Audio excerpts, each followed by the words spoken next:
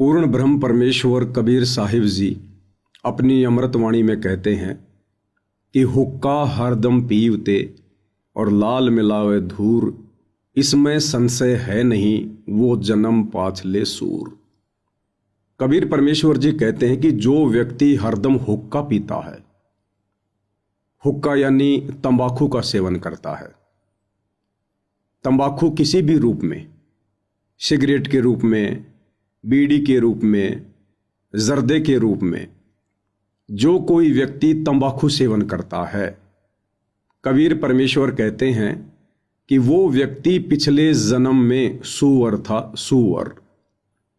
क्योंकि सूअर की एक आदत होती है हमेशा गंदगी में पड़े रहना, गंदगी में नाक रगड़ते रहना। और सूअर की योनि से जो व्यक्ति मनुष्य योनि में आता है, उस व्यक्ति में पिछले संस्कार वश वही सूअर के गुण होते हैं। इसलिए परमेश्वर जी की ये अमर वाणी है कि हुक्का हरदम पीवते और लाल मिलावे धूर, इसमें संशय है नहीं वो जन्म पाछले सूर। हुक्का हरदम पीवते, जो हमेशा हुक्का पीते रहते हैं, बार बार समझाने पर भी नहीं मानते हैं, नहीं समझते हैं, उन व्यक्तियों के विषय में यह वाणी है। और कहते हैं लाल मिलावे धूर। लाल एक कीमती वस्तु होती थी, जैसे वर्तमान में पैसा होता है, रुपया होता है, डॉलर होती है, यूरो होती है। तो पुराने समय में लाल एक बहुत कीमती मुद्रा होती थी और उसकी कीमत करोड़ों में होती थी। एक लाल लगभग करोड़ों का होता था। तो कहते लाल मिलावे धूर, ये मनुष्य शरीर भी उतना ही कीमती है, उस लाल से भी कहीं अधिक कीमती है। क्योंकि 84 लाख योनियां भोगने के बाद परमेश्वर हमें एक मनुष्य शरीर प्रदान करते हैं। और स्वयं परमेश्वर जी अपनी वाणी में कहते हैं कि मानुष्य जन्म दुर्लभ है, ये मिले न बारंबार, जैसे पेड़ से पत्ता टूट गिरे फिर बहुर न लगता डार। ये मनुष्य जन्म इतना अनमोल है, इसलिए इसकी तुलना लाल से की गई है। तो कहते हैं जो व्यक्ति हरदम हुक्का पीते हैं, तंबाकू सेवन करते हैं, समझाने पर भी नहीं समझते हैं, नहीं मानते हैं, इस गंदे व्यसन को नहीं त्यागते हैं, कहते हैं वो व्यक्ति तो अपने इस अनमोल मनुष्य जीवन को, जो कि लाल की तरह कीमती है, इसको धूल में मिला रहे हैं। लाल मिलावे धूर। और कहते हैं फिर इसमें संशय है नहीं कि इस बात में फिर कोई मीन मेख नहीं है, शक की कोई गुंजाइश नहीं है कि जो व्यक्ति बार बार समझाने पर भी तंबाकू सेवन करना नहीं त्यागता है, फिर वो जन्म पाछले सूर, यानी वो व्यक्ति इस मनुष्य योनि में सूअर की योनि से आया है और वही गंदी आदत मनुष्य जन्म प्राप्त करके भी उसकी बनी हुई है। भाइयों और बहनों, आज का वीडियो बहुत ही महत्वपूर्ण है, क्योंकि आज का वीडियो विशेषकर हरियाणा की जो खाप पंचायत है, विशेषकर महम चौबीसी खाप पंचायत, और उनके जो प्रधान हैं, सरपंच हैं, सेक्रेटरी हैं, वे लोग, जिन लोगों ने 12 अक्टूबर 2025 को परम पूज्य परमेश्वर सतगुरु रामपाल जी के सम्मान में अपनी विशेष भूमिका निभाई है महम चौबीसी चबूतरे पर, ये आज का वीडियो उनको समर्पित है। आज के वीडियो की हम शुरुआत करें उससे पहले महम चौबीसी खाप पंचायत के सभी प्रधानों को, सरपंचों को मैं पवन दास, परम पूज्य परमेश्वर सतगुरु रामपाल जी भगवान का अदना सा शिष्य, हाथ जोड़कर मेरे उन बुजुर्गों से मैं प्रार्थना करूंगा, विनती करूंगा कि आप परमेश्वर रामपाल जी के सत ज्ञान को, इस तत्व ज्ञान को थोड़ा धैर्यपूर्वक, निष्पक्ष होकर गहनता से समझने का प्रयास करें। ये तत्व ज्ञान है, कोई सामान्य ज्ञान नहीं है जो चुटकी बजाते ही समझ में आ जाएगा। और आप सभी प्रधानों को मैं कहना चाहूंगा कि आप लोगों का दुर्भाग्य कि परमेश्वर रामपाल जी से जुड़ने से पहले आप लोगों को सतलोक आश्रम मैनेजमेंट हरियाणा की कुसंगति नसीब हुई है, इसलिए आप जी इस सतज्ञान को गहराई से नहीं ले रहे हैं। तो आज इस विषय पर हम खुलकर बातें करेंगे। सभी खाप पंचायतों के प्रधानों को एक संदेशा देंगे। आप भी हमारे बुजुर्ग हैं, हमारे पिता समान हैं, हमारे ही भाई बंधु हैं, और ये ज्ञान जन जन तक जाना चाहिए। इस ज्ञान की पूरे विश्व को आवश्यकता है, लेकिन ये ज्ञान समझना इतना आसान नहीं है। तो आज के वीडियो की मैं शुरुआत करूं, उससे पहले परम पूज्य परमेश्वर सतगुरु रामपाल जी भगवान की वंदना करते हैं, उनका जयकारा लगाते हैं। बंदी छोड़ सतगुरु रामपाल जी परमेश्वर जी की जय हो। परम पिता परमात्मा सारी सृष्टि के रचनहार, कुल मालिक, असंख्य ब्रह्मांडों के स्वामी, जगत गुरु, तीनों लोकों में प्रवेश करके सबका धारण पोषण करने वाले, राजाधिराज, आत्माधार, नाथों के नाथ, देवों के देव महादेव, सर्वेश्वर महेश्वर, मृत्युंजय, अजरो अमर, आदि अनादि सनातनी प्रभु, जगत पिता जगदीश्वर, श्री श्री 1008 की उपाधि के वास्तविक अधिकारी, अकाल मूरत, सौद स्वरूपी राम वासुदेव, सर्वगतम ब्रह्म, परम पूज्य, प्रथम पूज्य, परम संत, परम पुरुष, परम धनी, परम दयालु, सत्य कबीर, हक्का कबीर, अल्लाहु कबीर, अल्लाहु अकबर, बाखबर, अल्लाह ताला, जगत के तारणहार, जगत के मुक्तिदाता, जगत के जगन्नाथ, हारे के सहारे, हिंदुओं के राम, मुसलमानों के अल्लाह, सिखों के वाहिगुरु, ईसाइयों के मसीह, दया के सागर दयानिधि, करुणा के सागर करुणानिधि, स्वयंभू परिभू, संकट मोचन, कष्ट हरण, मंगल करण, दुख भंजन, अविगत कबीर, निर्विकार निर्विषम परमात्मा, अलय अलेख सतगुरु, आदि अनादि सतगुरु, असली मर्यादा पुरुषोत्तम, असली राम, असली कृष्ण, असली घनश्याम, असली मुरारी, राजाओं के राजा, महाराजाओं के महाराजा, शहंशाहों के शहंशाह, सम्राटों के सम्राट, भगवानों के भगवान, अल्लाहों के अल्लाह, प्रभुओं के प्रभु, मसीहों के मसीह, सच्चे वाहिगुरु, बाबाओं के बाबा, पीरों के पीर, सेठों के सेठ, जगत सेठ, सावड़सा सेठ, सर्वगुण संपन्न, अनंत कोटि कलाओं के स्वामी, अनंत कोटि ब्रह्मांडों के नायक, योगियों में महायोगी, ध्यानियों में महाध्यानी, सिद्धों में परम सिद्ध, ज्ञानियों में तत्व ज्ञानी, ब्रह्म ज्ञानी, महाज्ञानी, परम ज्ञानी, सर्वश्रेष्ठ ज्ञानी, विज्ञानी,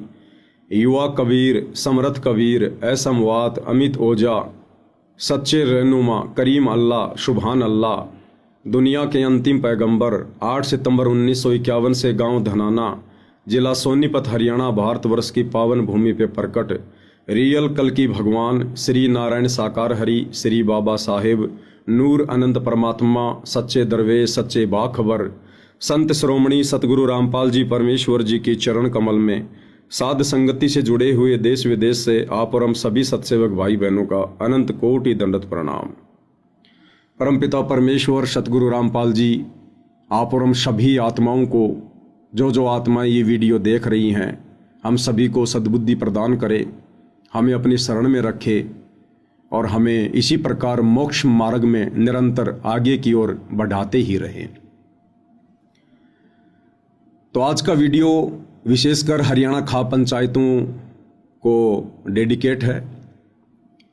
12 अक्टूबर 2025 को हरियाणा के महम 24 चबूतरे पर परम पूज्य परमेश्वर सतगुरु रामपाल जी का हरियाणा की कुछ खाप पंचायतों के प्रधानों व सरपंचों के द्वारा एक सम्मान समारोह आयोजित करके और उनके सम्मान का एक कार्यक्रम रखा गया था, क्योंकि सतलोक आश्रम मैनेजमेंट हरियाणा यानी सतगुरु रामपाल जी का कलयुगी परिवार, उनके बेटा बेटी, भाई बंधु, रिश्तेदार, अन्य आश्रम से जुड़े हुए लोग, इन्होंने जिस समय हरियाणा में बाढ़ आई और इन लोगों ने मनमुखी रूप से अपनी मनमानी करते हुए परमेश्वर जी के भक्ति विधान के विपरीत इन्होंने एक मुहिम चलाई, अन्नपूर्णा मुहिम।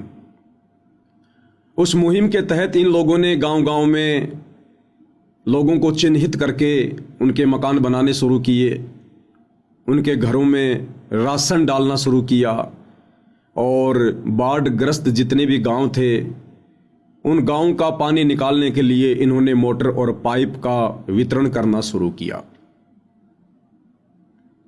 कुछ समय पहले मैंने कहा कि ये सारा का सारा जो कार्य है ये मनमुखी है, ये परमेश्वर रामपाल जी के विधान के विपरीत है।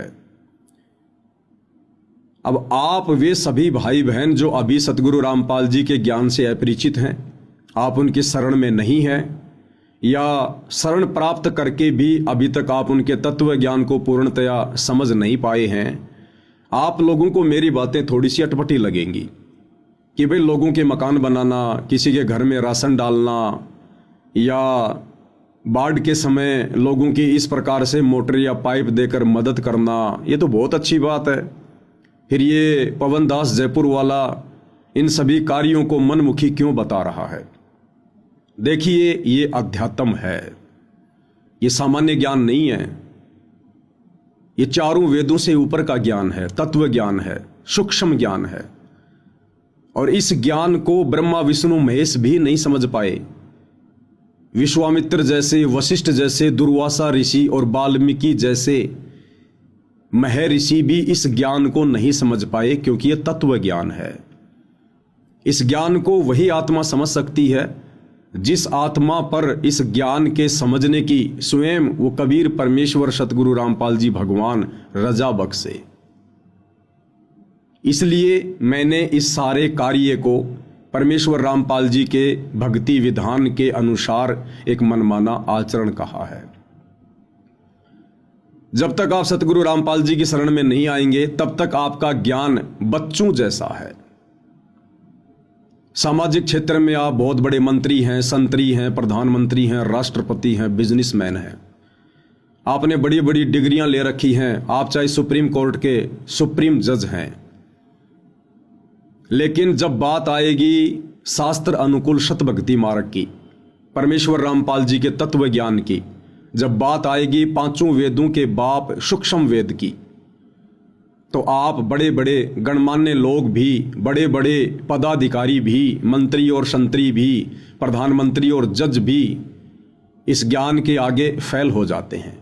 उस समय आपकी बुद्धि अध्यात्म में एक बच्चे के जैसे काम करती है। तो जिस प्रकार से बहुत सारे बच्चे इकट्ठे हैं और एक बच्चे को शुगर है, डायबिटीज है, और शुगर के मरीज को डॉक्टर मना करता है मिठाई खाने से कि भैया अगर आपने मीठे का प्रयोग किया तो आप इस बीमारी से रिकवर नहीं हो पाओगे, आपकी समस्या और ज्यादा बढ़ जाएगी, आपकी मृत्यु भी हो सकती है। उस बच्चे को माता पिता के द्वारा समझा दिया जाता है कि बेटा आप चाहे घर में रहो, चाहे बाहर रहो, चाहे किसी आड़ोसी पड़ोसी के घर पर जाओ, यदि आपको कोई मीठा खाने को दे तो आपने बिल्कुल भी मीठा नहीं खाना है। डॉक्टर ने मना किया है, तुझे डायबिटीज है। इस बात से थोड़ा बहुत वो बच्चा भी परिचित होता है कि भाई मैं हॉस्पिटल में गया था, डॉक्टर ने मुझे इंजेक्शन लगाए, कभी पेट में कभी पैर में, बड़ी पीड़ा हुई थी और डॉक्टर ने मुझे सख्त मना किया था कि बेटा मीठा नहीं खाना। और वो बच्चा अपने अन्य साथियों के साथ में कहीं खेल रहा है गली में, गांव में, और बाकी बच्चे डायबिटीज से, शुगर से अपरिचित हैं, और वो बच्चे मिठाई लेकर कहें अपने उस साथी से कि भाई आप भी मिठाई खाओ, आप भी रसगुल्ले खाओ, और वो बच्चा उसको बार बार मना करे कि नहीं नहीं मैं मिठाई नहीं खा सकता, मुझे डॉक्टर ने मना कर रखा है। तो बाकी बच्चे क्या कहेंगे? वो बच्चे जो नादान हैं, जिन्हें शुगर जैसी भयंकर बीमारी का ज्ञान नहीं है, वो बच्चे तो यही कहेंगे कि तेरे को किस मूर्ख ने ये उल्टा पाठ पढ़ा दिया। अरे धरती पर ऐसा कौन सा डॉक्टर आ गया जो मीठा खाने को मना करता है? मीठा तो सबको अच्छा लगता है और हम भी तो बच्चे हैं तेरे जैसे, हम भी तो मीठा खा रहे हैं, हमें तो कोई दिक्कत नहीं है।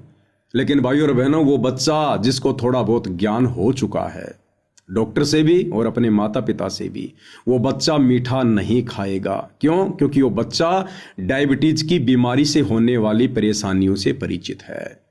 लेकिन वो बच्चे इस बात को कतई नहीं मानेंगे कि डॉक्टर ने मना किया होगा या मीठा खाना बुरी चीज है। मीठा खाना बुरी चीज नहीं है। हर किसी को डॉक्टर भी मीठा खाना मना नहीं करता, लेकिन विशेष परिस्थितियों में डॉक्टर मना करेगा और विशेष परिस्थितियों में उस मरीज के लिए भी मीठा खाना जहर के समान है। तो ठीक इसी प्रकार आप जगत के जितने भी मेरे भाई बहन हैं, विशेषकर खा पंचायत के प्रधान, सरपंच, सेक्रेटरी, आप भाई बहनों की बुद्धि आध्यात्मिक क्षेत्र में वर्तमान में उन बच्चों जैसी ही कार्य कर रही है। परमेश्वर जी के भक्ति विधान अनुसार यहां हर प्राणी अपने कर्मों का भोग भोगता है। जो जैसा कर्म करेगा वैसा ही फल उसको परमेश्वर देता है, अच्छा या बुरा, लाभ या हानि। तो जिस समय हरियाणा में ये बाढ़ की समस्या आई, उस समय आप हरियाणा के गांव वालों की मदद सरकार तो कर सकती है, आपके विधायक, आपके मंत्री, आपके एमएलए ये लोग कर सकते हैं, आपके रिश्तेदार कर सकते हैं, परंतु परमेश्वर रामपाल जी के भक्ति विधान अनुसार परमेश्वर रामपाल जी के भक्तों के लिए जिस प्रकार से सतलोक आश्रम वाले गांव गांव में जाकर भगत समाज के ज्योति पाठ और दान के पैसों से जो ये मोटर, पाइप, मकान बनाना, राशन वगैरह देना, ये इस प्रकार के जो कार्य कर रहे हैं, ये परमेश्वर रामपाल जी के भक्ति विधान अनुसार उचित नहीं है। यदि आपने इन तमाम समस्याओं से राहत प्राप्त करनी है, आने वाली घोर विपत्तियों से बचना है, परिवार को बचाना है, तो भाई परमेश्वर रामपाल जी की शरण में आना पड़ेगा। उसके बाद उस भगत की रक्षा, उसकी फसल की रक्षा, उसके परिवार की रक्षा, उसके शरीर की रक्षा फिर उसका सतगुरु करेगा, फिर वो सतगुरु के जिम्मे है। और हमने परमेश्वर रामपाल जी की शरण में आने के बाद किसी के कर्मों में कोई फेरबदल करने का अधिकार नहीं है। यदि हम किसी के कर्मों में कोई फेरबदल करेंगे तो उससे हमारी भक्ति नष्ट होगी, हमारा भक्ति बैलेंस उस व्यक्ति के अकाउंट में कार्ड के द्वारा डाल दिया जाएगा और हमें भक्ति से पेंचर कर दिया जाएगा। दूसरी बात, वर्तमान में जो व्यक्ति भक्तिहीन है, देखो भक्ति तो पूरी दुनिया कर रही है, मुसलमान मस्जिद में जाते हैं, हिंदू मंदिर में जाते हैं, सिख गुरुद्वारे में जाते हैं, हर व्यक्ति कहीं न कहीं से जुड़ा हुआ है, किसी न किसी देव या महादेव का उसने सहारा ले रखा है, लेकिन वो असल में सत भक्ति नहीं है। उस भक्ति के करते रहने से जो कि शास्त्र विरुद्ध है, उस भक्ति के करते रहने से मनुष्य के कर्मों में किसी प्रकार का कोई चेंजमेंट, कोई बदलाव नहीं हो सकता। जब तक आप सच्चे गुरु की शरण में आकर सत भक्ति नहीं करेंगे, मर्यादाओं में रहकर नहीं करेंगे, तब तक आपके भाग्य में किसी भी प्रकार का कोई भी परिवर्तन नहीं हो सकता है। आपकी आंखों के सामने आपके बच्चे की मृत्यु होनी है तो होके रहेगी, आपका एक्सीडेंट होना है तो होके रहेगा। आप चाहे कितने भंडारे कर दीजिए, कितने कंबल बांट दीजिए, कितने समाज सुधार के कार्य कर दीजिए, कितने मंदिर, मस्जिद, चर्च या गुरुद्वारों में चक्कर काटते रहिए, भाग्य में परिवर्तन होगा तत्वदर्शी संत की शरण में आने के बाद। और तत्वदर्शी संत की भूमिका स्वयं कबीर परमात्मा ही निभाते हैं। परमेश्वर कहते हैं कि मासा घटे ना तिल बदे, विदाता लिखे जो लेख, साचा सतगुरु मेट कर ऊपर मार दे मेख।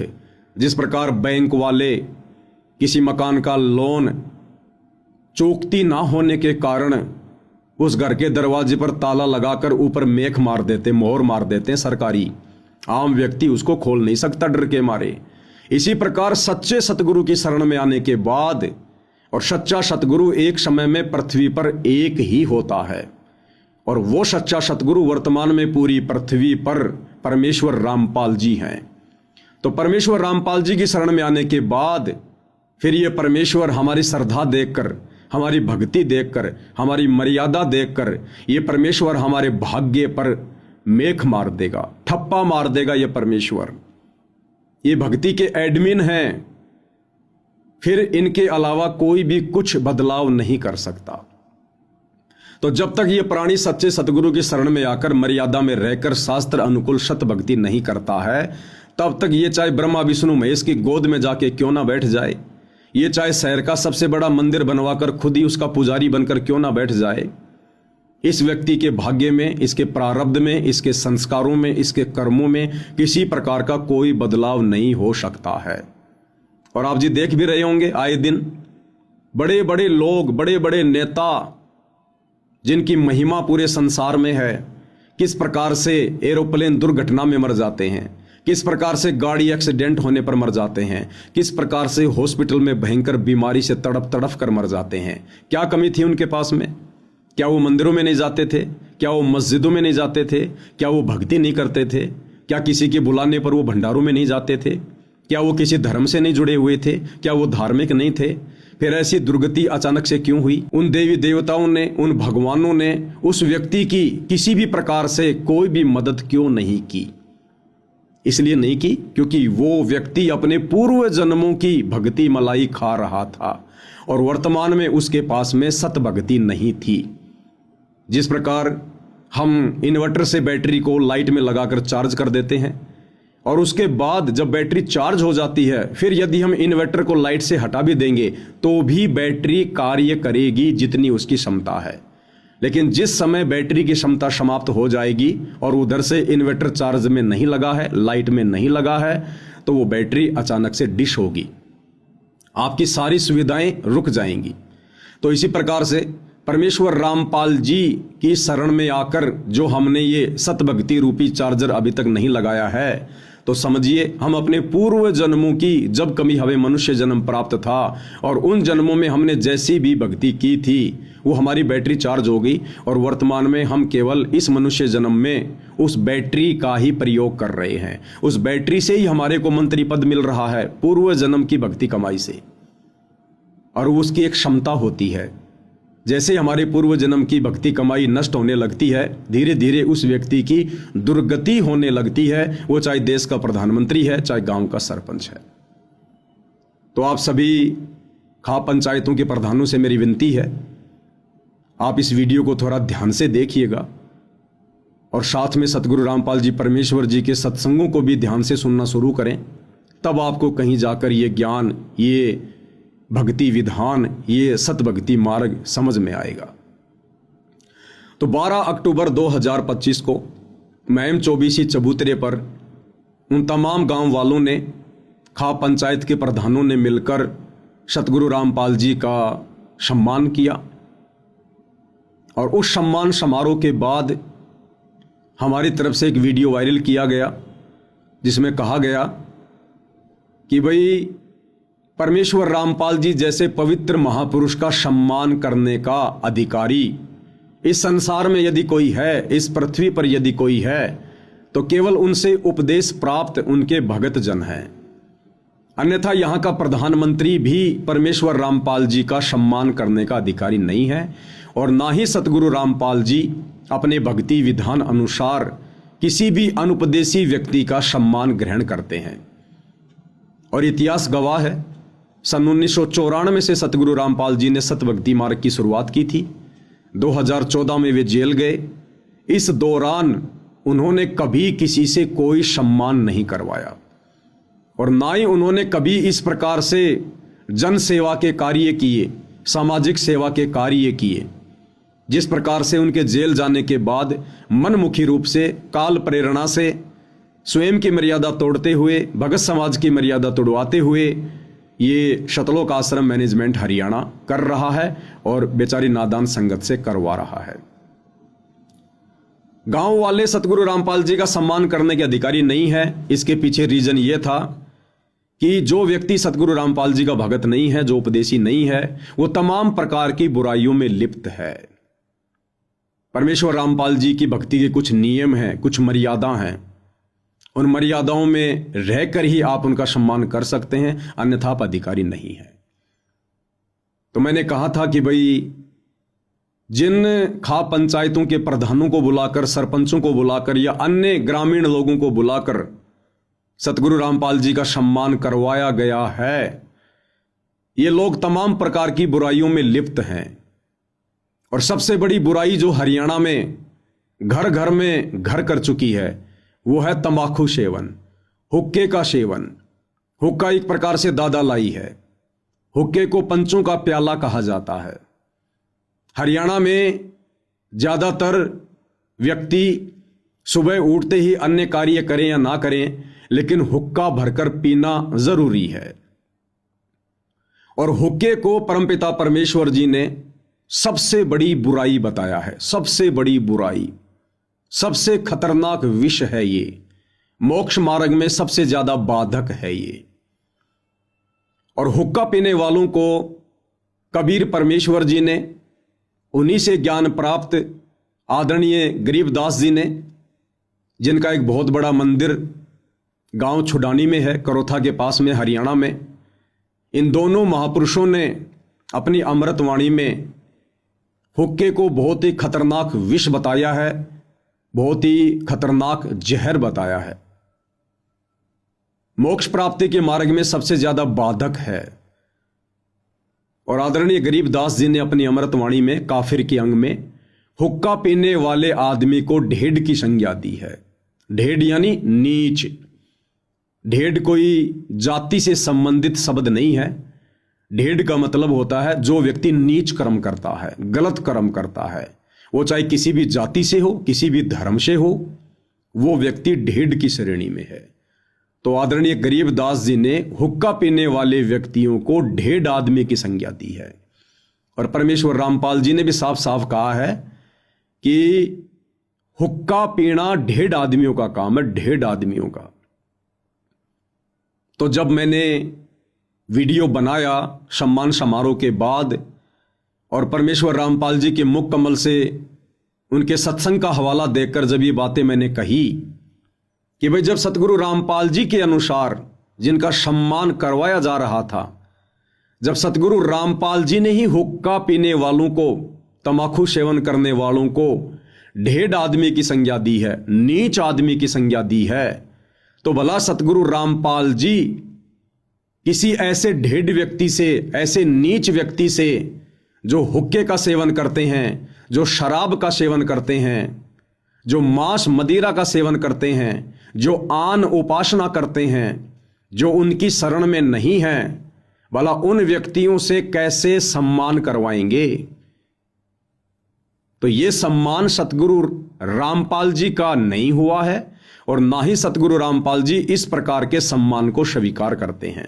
ये सम्मान उन ग्रामीणों ने सतगुरु रामपाल जी के परिवार वालों का किया है, उन लोगों का किया है जिन लोगों ने उन गांवों में मोटर और पाइप पहुंचाने में अपना विशेष योगदान दिया है। और ना ही खाप पंचायत के प्रधानों ने सतगुरु रामपाल जी का सम्मान किया है। अगर वास्तव में इन लोगों को सतगुरु रामपाल जी का ही सम्मान करना होता तो सबसे पहले ये लोग सतगुरु रामपाल जी के ज्ञान और भक्ति विधान से परिचित होते, कुछ दिन उनके सत्संग सुनते, उनके विचारों से अवगत होते और फिर ये निर्णय लेते कि क्या हम वास्तव में सतगुरु रामपाल जी जैसे महापुरुष का, जिनको हम परमात्मा परमात्मा कह रहे हैं, भगवान भगवान कह रहे हैं, हम उनका सम्मान करने के अधिकारी हैं भी या नहीं। लेकिन इन लोगों ने इतना विचार नहीं किया। इसमें इन ग्रामीणों को भी गलती रही और सबसे बड़ी गलती सतगुरु रामपाल जी के परिवार की रही, उन तमाम लोगों की रही जिन लोगों को स्वयं ज्ञान नहीं है और अपने आप को सतगुरु रामपाल जी का भगत कहते हैं। अन्यथा इन लोगों को समझाना चाहिए था, बताना चाहिए था कि देखिए सतगुरु रामपाल जी तो हुक्का पीने वाले लोगों को, तंबाकू सेवन करने वाले लोगों को, मांस खाने वालों को, शराब पीने वालों को, मंदिरों में जाकर देवी देवताओं की पूजा पाठ करने वालों को ढेड की श्रेणी में रखते हैं। उन्होंने काफिर कहा है उन लोगों को। और भाई आप जब तक सतगुरु रामपाल जी के सत्संग सुनकर उनकी शरण में नहीं आते हैं तब तक आप किसी भी प्रकार से सतगुरु रामपाल जी का सम्मान करने के अधिकारी नहीं है। तो मेरे द्वारा जो वीडियो बनाया गया वो वीडियो किसी व्यक्ति विशेष के ऊपर टिप्पणी नहीं थी। आप वीडियो को अच्छे से देख सकते हैं। मेरे वीडियो बनाने का मकसद केवल आम जन को यह समझाना था, यह बताना था कि अभी आप केवल अपनी जुबान से सतगुरु रामपाल जी को भगवान भगवान कह रहे हैं। अभी आप उनके ज्ञान से परिचित होकर उनको हृदय से भगवान नहीं मान पाए हैं, क्योंकि यहां आपका स्वार्थ बोल रहा है। आपके गांव का पानी निकाल दिया गया, गांव वालों की मोटर और पाइप देकर मदद कर दी गई, जिसके चलते आप लोग उन्हें भगवान भगवान कह रहे हैं, परमात्मा परमात्मा कह रहे हैं। तो आपने तो केवल अपने स्वार्थ का सम्मान किया है, ना कि सतगुरु रामपाल जी का। अगर आपने सतगुरु रामपाल जी का सम्मान करना होता तो या तो आप सीधे हिसार जेल में जाते, कोर्ट से परमिशन लेते और वहां जाकर आप उनका मान सम्मान करते, और वहां यदि सतगुरु रामपाल जी आप लोगों से अपना मान सम्मान करवाते तो फिर हमें कोई अधिकार नहीं था बीच में बोलने का, ना हम बोलते। और यदि कोर्ट से आपको हिसार जेल में जाकर सतगुरु रामपाल जी का मान सम्मान करने की परमिशन नहीं मिलती तो फिर आप लोगों ने इंतजार करना चाहिए था सतगुरु रामपाल जी का, उनके हिसार जेल से बाहर आने का। उसके बाद फिर आप जी उनके आश्रम में जाकर उनसे परमिशन लेकर आप उनका मान सम्मान करते। और यदि उस समय सतगुरु रामपाल जी आप लोगों से अपना मान सम्मान करवाते तो मुझ पवनदास को कोई ऑब्जेक्शन नहीं था किसी भी प्रकार का। लेकिन यदि उनके इस सतभक्ति मार्ग में गंदगी फैलाई जाएगी, गधे और घोड़ों की एंट्री की जाएगी, ज्ञानी और अज्ञानियों की एंट्री की जाएगी, तो भाई फिर बोलना हमारा फर्ज है, हमारा दायित्व है। और यह सम्मान 12 अक्टूबर 2025 को जो महम चौबीसी चबूतरे पर सतगुरु रामपाल जी का किया गया है, यह सम्मान यदि हरियाणा का सीएम करता या भारत का पीएम करता और यदि वो सतगुरु रामपाल जी की शरण में नहीं होता तो उनके विषय में भी ये पवनदास इसी प्रकार से वीडियो बनाकर भगत समाज को भी सचेत करता और अन्य जनमानस को भी सचेत करता, क्योंकि ये परमेश्वर जी का विधान है। अब आगे इस वीडियो में आपको महम चौबीसी खापों के जो प्रधान हैं, सेक्रेटरी हैं, उनके भी विचार सुनाएंगे। मेरा वीडियो देखने के बाद उन लोगों ने सतलोक आश्रम वालों के साथ में एक मीटिंग की, एक प्रेस कॉन्फ्रेंस बुलाई। अमर उजाला जैसे अखबारों में भी न्यूज आ चुकी है और इन्होंने अपना एक वीडियो भी वायरल किया है, जो वीडियो आगे आपको दिखाएंगे। इन कुछ एक लोगों ने मिलकर, जो आप इस स्क्रीन पर देख रहे हैं, रामपाल राठी जी हैं, सुभाष नंबरदार जी हैं, एक भाई उनके पास में बैठे हुए हैं, इन तमाम लोगों ने मिलकर एक वीडियो बनाया मुझ पवनदास के लिए।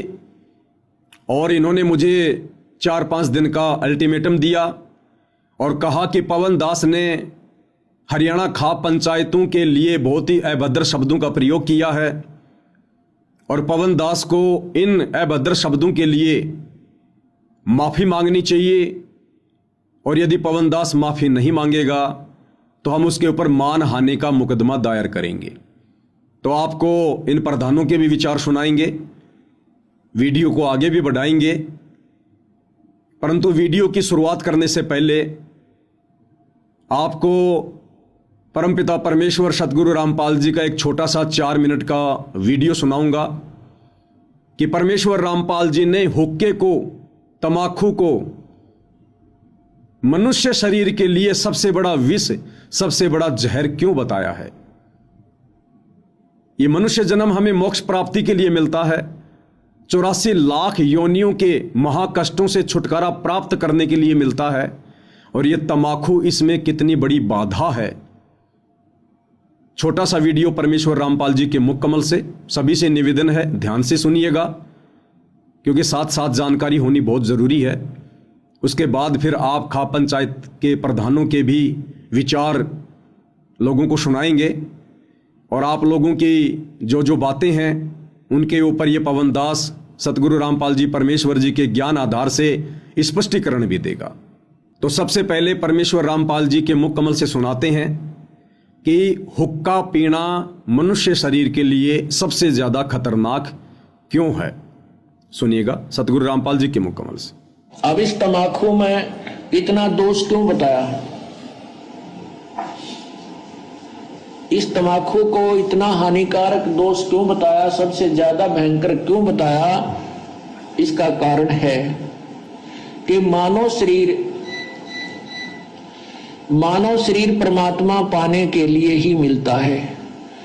जो पुण्यात्मा परमात्मा चाहते हैं वो मानव शरीर में ही उसकी तलाश, खोज और मेहनत मजदूरी करके उस परमात्मा को पा सकते हैं। अन्य इसमें अगर हम भक्ति नहीं करते हैं, परमात्मा नहीं पाते हैं, तो पशु पक्षियों जैसा जीवन ही जीकर हम चले जाते हैं।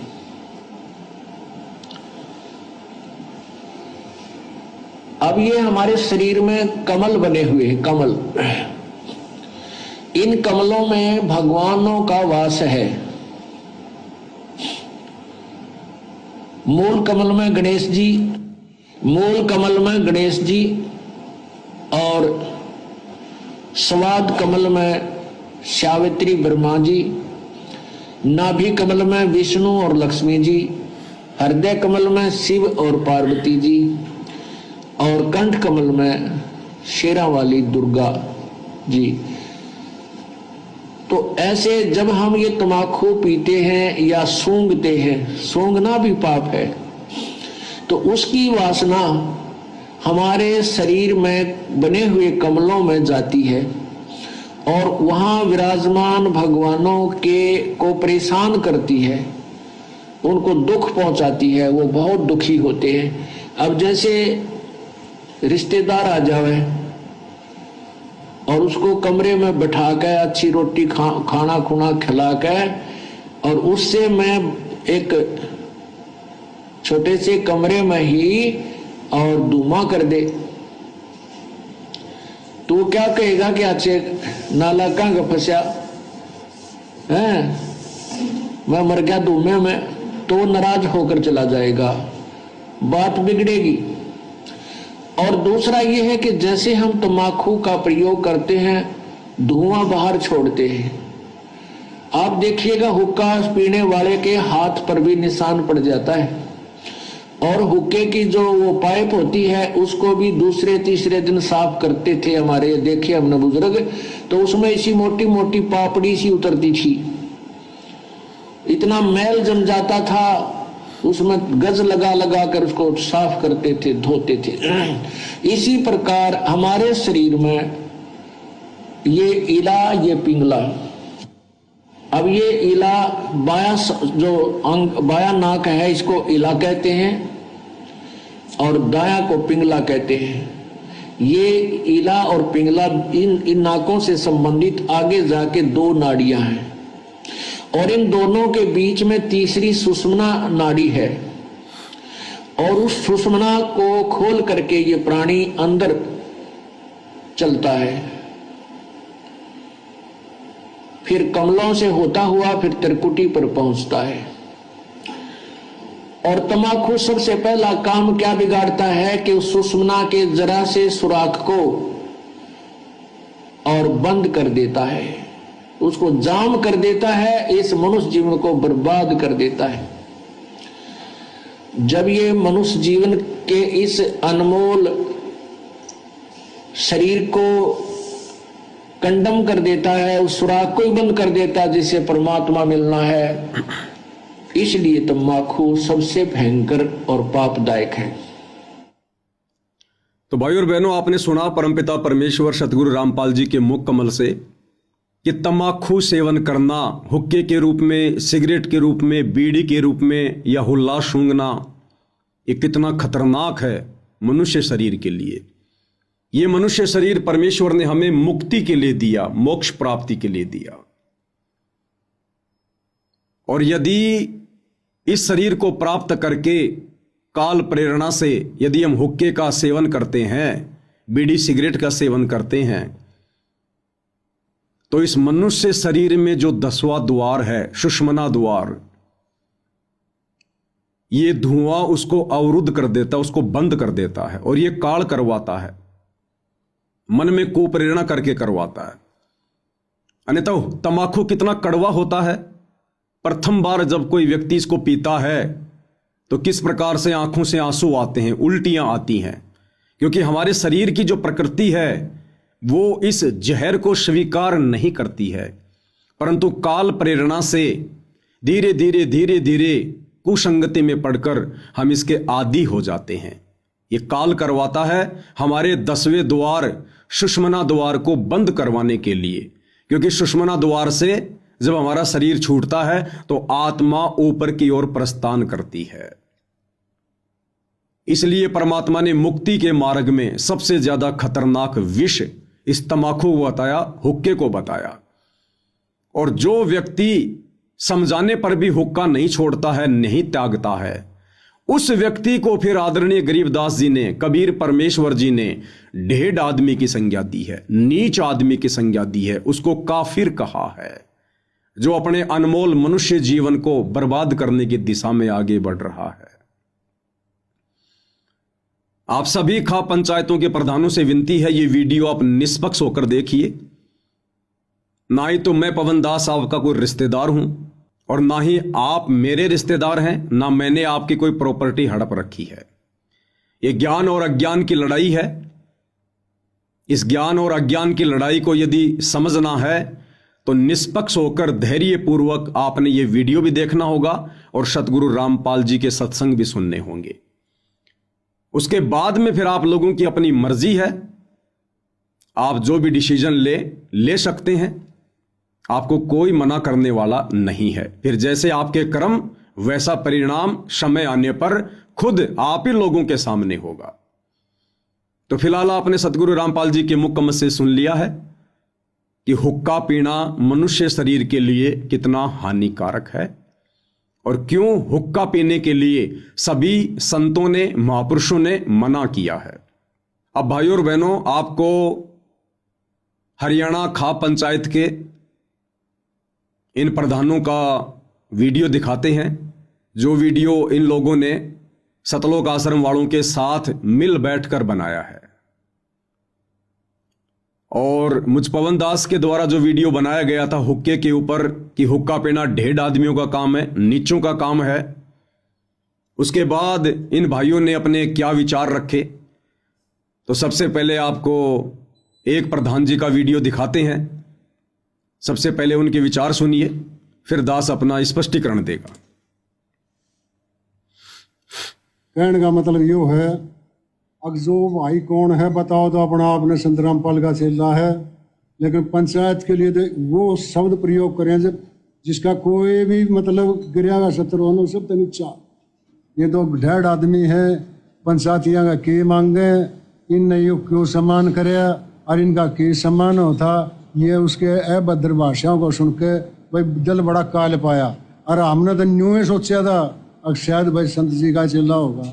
हम आपस में डिस्कस करी, मेरा लागे वो काटे हुए आदमी है और वो न्यू प्रचार करता, लोगों ने ठगदा हंड है, गुरु जी ने भी भूंडा करे है और भाई संत समाज ने भी भूंडा करे है, 24 खाप ने भी भूंडा करे। तो भाई और बहनों, ये विचार आपने सुने प्रधान जी के। प्रधान जी कह रहे हैं कि ये व्यक्ति जो पवन दास है जयपुर वाला, जिसने वीडियो बनाया हुक्के को लेकर, ये व्यक्ति अपने आप को संत रामपाल जी का भगत कहता है, लेकिन हमें सतलोक आश्रम में आने के बाद पता चला कि ये व्यक्ति संत रामपाल जी का भगत नहीं है। संत रामपाल जी ने इस व्यक्ति को अपने मिशन से बाहर निकाला हुआ है। तो सबसे पहले तो मैं प्रधान जी को बताना चाहूँगा कि मैं पवन दास सौभाग्य से परमपिता परमेश्वर सतगुरु रामपाल जी का तुच्छ अधना सा भगत हूँ, उनका शिष्य हूँ, उनके भक्ति मार्ग पर चलने का प्रयास कर रहा हूँ, भगत बनने की दिशा में आगे बढ़ रहा हूँ। और इस बात का निर्णय ना ही तो प्रधान जी आप कर सकते हैं और ना देश का प्रधानमंत्री कर सकता है और ना ही ये सतलोक आश्रम वाले कर सकते हैं, जिनके साथ बैठकर आप जी इंटरव्यू दे रहे हैं कि कौन व्यक्ति सतगुरु रामपाल जी का भगत है और कौन व्यक्ति नहीं है। इस बात का निर्णय तो दो ही प्रकार से हो सकता है, या तो स्वयं सतगुरु रामपाल जी परमेश्वर इस बात का निर्णय करें, या फिर जो व्यक्ति सतगुरु रामपाल जी की शरण में है, उनके भक्ति विधान से और उनकी मान मर्यादाओं से जो परिचित हैं, वही व्यक्ति ये बता सकता है, निर्णय दे सकता है कि सत भक्ति विधान के अनुसार कौन व्यक्ति सतगुरु रामपाल जी का शिष्य कहलाने का अधिकारी है और कौन व्यक्ति नहीं है। दूसरी बात, आप जी ने अपने वीडियो में कहा कि इस व्यक्ति पवन दास ने पंचायतों के लिए बहुत ही घटिया और अशोभनीय शब्दों का प्रयोग किया है। देखिए प्रधान जी, इन शब्दों का प्रयोग मैंने नहीं किया है, मैंने केवल इन शब्दों को दोहराया है। इन शब्दों का प्रयोग तो कबीर परमात्मा जी ने किया है कि हरदम हुक्का पीवते लाल मिलावे धूर, इसमें संशय है नहीं वो जन्म पाछले सूर। और आदरणीय गरीबदास जी ने इन शब्दों का प्रयोग किया है कि हुक्का पीवे काफिर अन्यायी।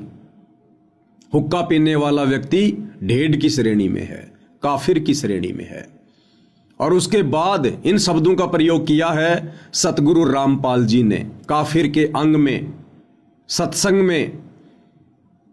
तो आपको सतगुरु रामपाल जी के मुख कमल से एक बार एक छोटा सा वीडियो दिखा देता हूं कि हुक्का पीने वाले व्यक्तियों को सतगुरु रामपाल जी ने किस श्रेणी में खड़ा किया है, ताकि आपकी इस भ्रमणा का निवारण हो जाए कि हुक्का पीने वाले व्यक्तियों के लिए ढेड शब्द का प्रयोग, नीच शब्द का प्रयोग, काफिर शब्द का प्रयोग पवन दास ने नहीं, बल्कि मेरे पूज्य गुरुदेव सतगुरु रामपाल जी ने भक्ति विधान के अनुसार किया है, जो बिल्कुल सत्य है, उचित है। उन्हीं के मुख कमल से सुन लीजिएगा एक बार। काफिर गुता हते सलाई, काफिर हुक्का पीवे अन्यायी। अपने आत्मा सबसे बड़ा दोष, वैसे तो सारे ही अपराध हैं, जैसे मांस खाना, शराब पीना, ये और बताए हैं भाई, पर नारी को तकना, कन्या को मारना, ये भी ढेर आदमी काम होते हैं। लेकिन हुक्का पीना भी ढेर ढंग का काम बता रखा है, लेकिन हुक्का पीना भी ढेर ढंग का काम बता रखा है, लेकिन हुक्का पीना भी ढेर ढंग का काम बता रखा है। अब हमारे समाज में हुक्का इतना समा गया, यह बात स्वाति को ना कि हुक्का पीना ना भी नो कहे ये भी नकम्मे है, हुक्का नहीं पीना चाहिए, बिल्कुल भूल के भी टच नहीं करना चाहिए। सबसे महापाप पता है इसका। तो सतगुरु रामपाल जी परमेश्वर जी ने अपने प्रवचनों में, अपने सत्संगों में बिल्कुल क्लियर कर दिया है कि हुक्का पीना ढेड आदमियों का काम है, नीच आदमियों का काम है, जो अपने इस अनमोल मनुष्य जीवन को बर्बाद कर रहे हैं। 84 लाख योनियां भोगने के बाद परमेश्वर कबीर देव हमें एक मनुष्य जन्म देता है, और ये मनुष्य जन्म केवल भक्ति के लिए मिलता है, और भक्ति में ये समस्त बुराइयां त्यागनी पड़ती हैं, और ये हुक्का पीना सबसे ज्यादा बाधक बताया है। तो हुक्का पीने वालों के लिए ढेड शब्द का प्रयोग, नीच शब्द का प्रयोग पवन दास ने नहीं, बल्कि सतगुरु रामपाल जी के सत्संग सुनकर उनके भक्ति विधान अनुसार किया है। और इस श्रेणी में हुक्का चाहे देश का प्रधानमंत्री पीता हो, हुक्का चाहे देश की आम जनता में कोई नागरिक पीता हो, या चाहे आप हरियाणा खाप पंचायत के प्रधान पीते हो, इस श्रेणी में सभी लोग हैं। परमेश्वर का विधान सभी के ऊपर समान रूप से लागू होता है। परमात्मा समदृष्टि होते हैं, निष्पक्षी होते हैं, उनका विधान सर्व प्राणियों पर समान रूप से लागू होता है। तो हुक्का पीने वाला व्यक्ति जिसको ढेड की श्रेणी में बताया गया है, वो चाहे देश का प्रधानमंत्री हो जो हुक्का पीता है, या देश का आम नागरिक हो जो हुक्का पीता है, दोनों ही इस श्रेणी में आते हैं। तो आपके द्वारा यह कहना कि खाप पंचायतों पर अशोभनीय शब्दों का प्रयोग किया गया है, ऐसे ऐसे घटिया शब्दों का प्रयोग किया गया है, ये आप जी का आधा अधूरा ज्ञान बोल रहा है। मैंने केवल हुक्का पीने वाले व्यक्तियों के लिए सतगुरु रामपाल जी के सत्संगों को आधार बनाकर उनके भक्ति विधान अनुसार ढेड शब्द का प्रयोग किया गया है, जिस शब्द का प्रयोग अभी आपने सतगुरु रामपाल जी के मुख कमल से भी करते हुए सुन लिया है। अब ये हुक्का इतना खतरनाक और क्यों है? मनुष्य शरीर के लिए, मोक्ष प्राप्ति के लिए ये हुक्का इतना बाधक क्यों है, और कितने बड़े बड़े इसके अवगुण हैं? अभी तो आप लोगों ने केवल इतना ही सुना है कि हुक्का पीना ढेड आदमियों का काम है, नीचों का काम है, हुक्का पीने वाला काफिर है। अब आगे आप परमेश्वर रामपाल जी के मुख कमल से और कबीर परमात्मा जी की एक वाणी के ऊपर जब सत्संग सुनेंगे तो आपको पता चलेगा कि ढेड और काफिर शब्द तो बहुत छोटा है हुक्का पीने वालों के लिए। परमेश्वर रामपाल जी कहते हैं कि 100 नारी जारी करे सुरापान 100 बार, एक चिलम हुक्का भरे वो डूबे काली धार। 100 नारी जारी करे, एक बार यदि कोई व्यक्ति किसी पर स्त्री के साथ में संबंध बनाता है उसको कहते हैं जारी करना, दुराचार करना। एक व्यक्ति यदि किसी एक औरत के साथ में दुराचार करता है, संबंध बनाता है, जारी करता है, तो उसकी सजा कबीर परमात्मा ने क्या बताई? पर द्वारा स्त्री का खोले और 70 जन्म अंधा हो डोले। वो व्यक्ति 70 जन्म लगातार अंधे के प्राप्त करता है, गधा बनकर, कुत्ता बनकर या फिर मनुष्य बनकर। जैसे बहुत सारे इंसान अंधे पैदा होते हैं। राम भद्राचार्य जी जो कि एक कथावाचक हैं वो भी अंधे हैं। किसी पूर्व जन्म में जब उनको मनुष्य जन्म प्राप्त था उन्होंने ये दुराचार किया था, क्योंकि हर जन्म में इंसान संत थोड़ी होता है, भगत थोड़ी होता है। दुराचारी व्यक्ति का भी जीवन प्राप्त करता है, कसाई का भी प्राप्त करता है, राजा का भी करता है, व्यभिचारी का भी करता है, वेश्या का भी करता है, जिसके परिणाम स्वरूप वो व्यक्ति लगातार 70 जन्म अंधे के प्राप्त करता है। एक बार एक पर स्त्री के साथ में शारीरिक संबंध बनाने वाला, दुराचार करने वाला 70 जन्म वो व्यक्ति अंधे के प्राप्त करता है। आप ध्यान से सुनिएगा इन बातों को, फिर आपको पता चलेगा हुक्का भरने वाला और हुक्के को पीने वाला कितना बड़ा दोषी है परमात्मा का। तो 100 नारी जारी करे और सुरापान 100 बार। सुरापान यानी शराब पीना। एक बार शराब पीने का कितना पाप बताया परमेश्वर जी ने। मदिरा पीवे कड़वा पानी 70 जन्म कुत्ते के जानी। एक व्यक्ति जो एक बार शराब पीता है, एक घूंट शराब पीता है, एक कप शराब पीता है, उसके बदले उसे लगातार 70 जन्म कुत्ते के भोगने पड़ते हैं मात्र एक बार शराब पीने से। सोचिए वो व्यक्ति दिन में कितनी बार पीता होगा, महीने में कितनी पीता होगा, वर्ष में कितनी बार पीता होगा, और जब तक वो जीवित रहता है तब तक वो कितनी बार शराब पीता है।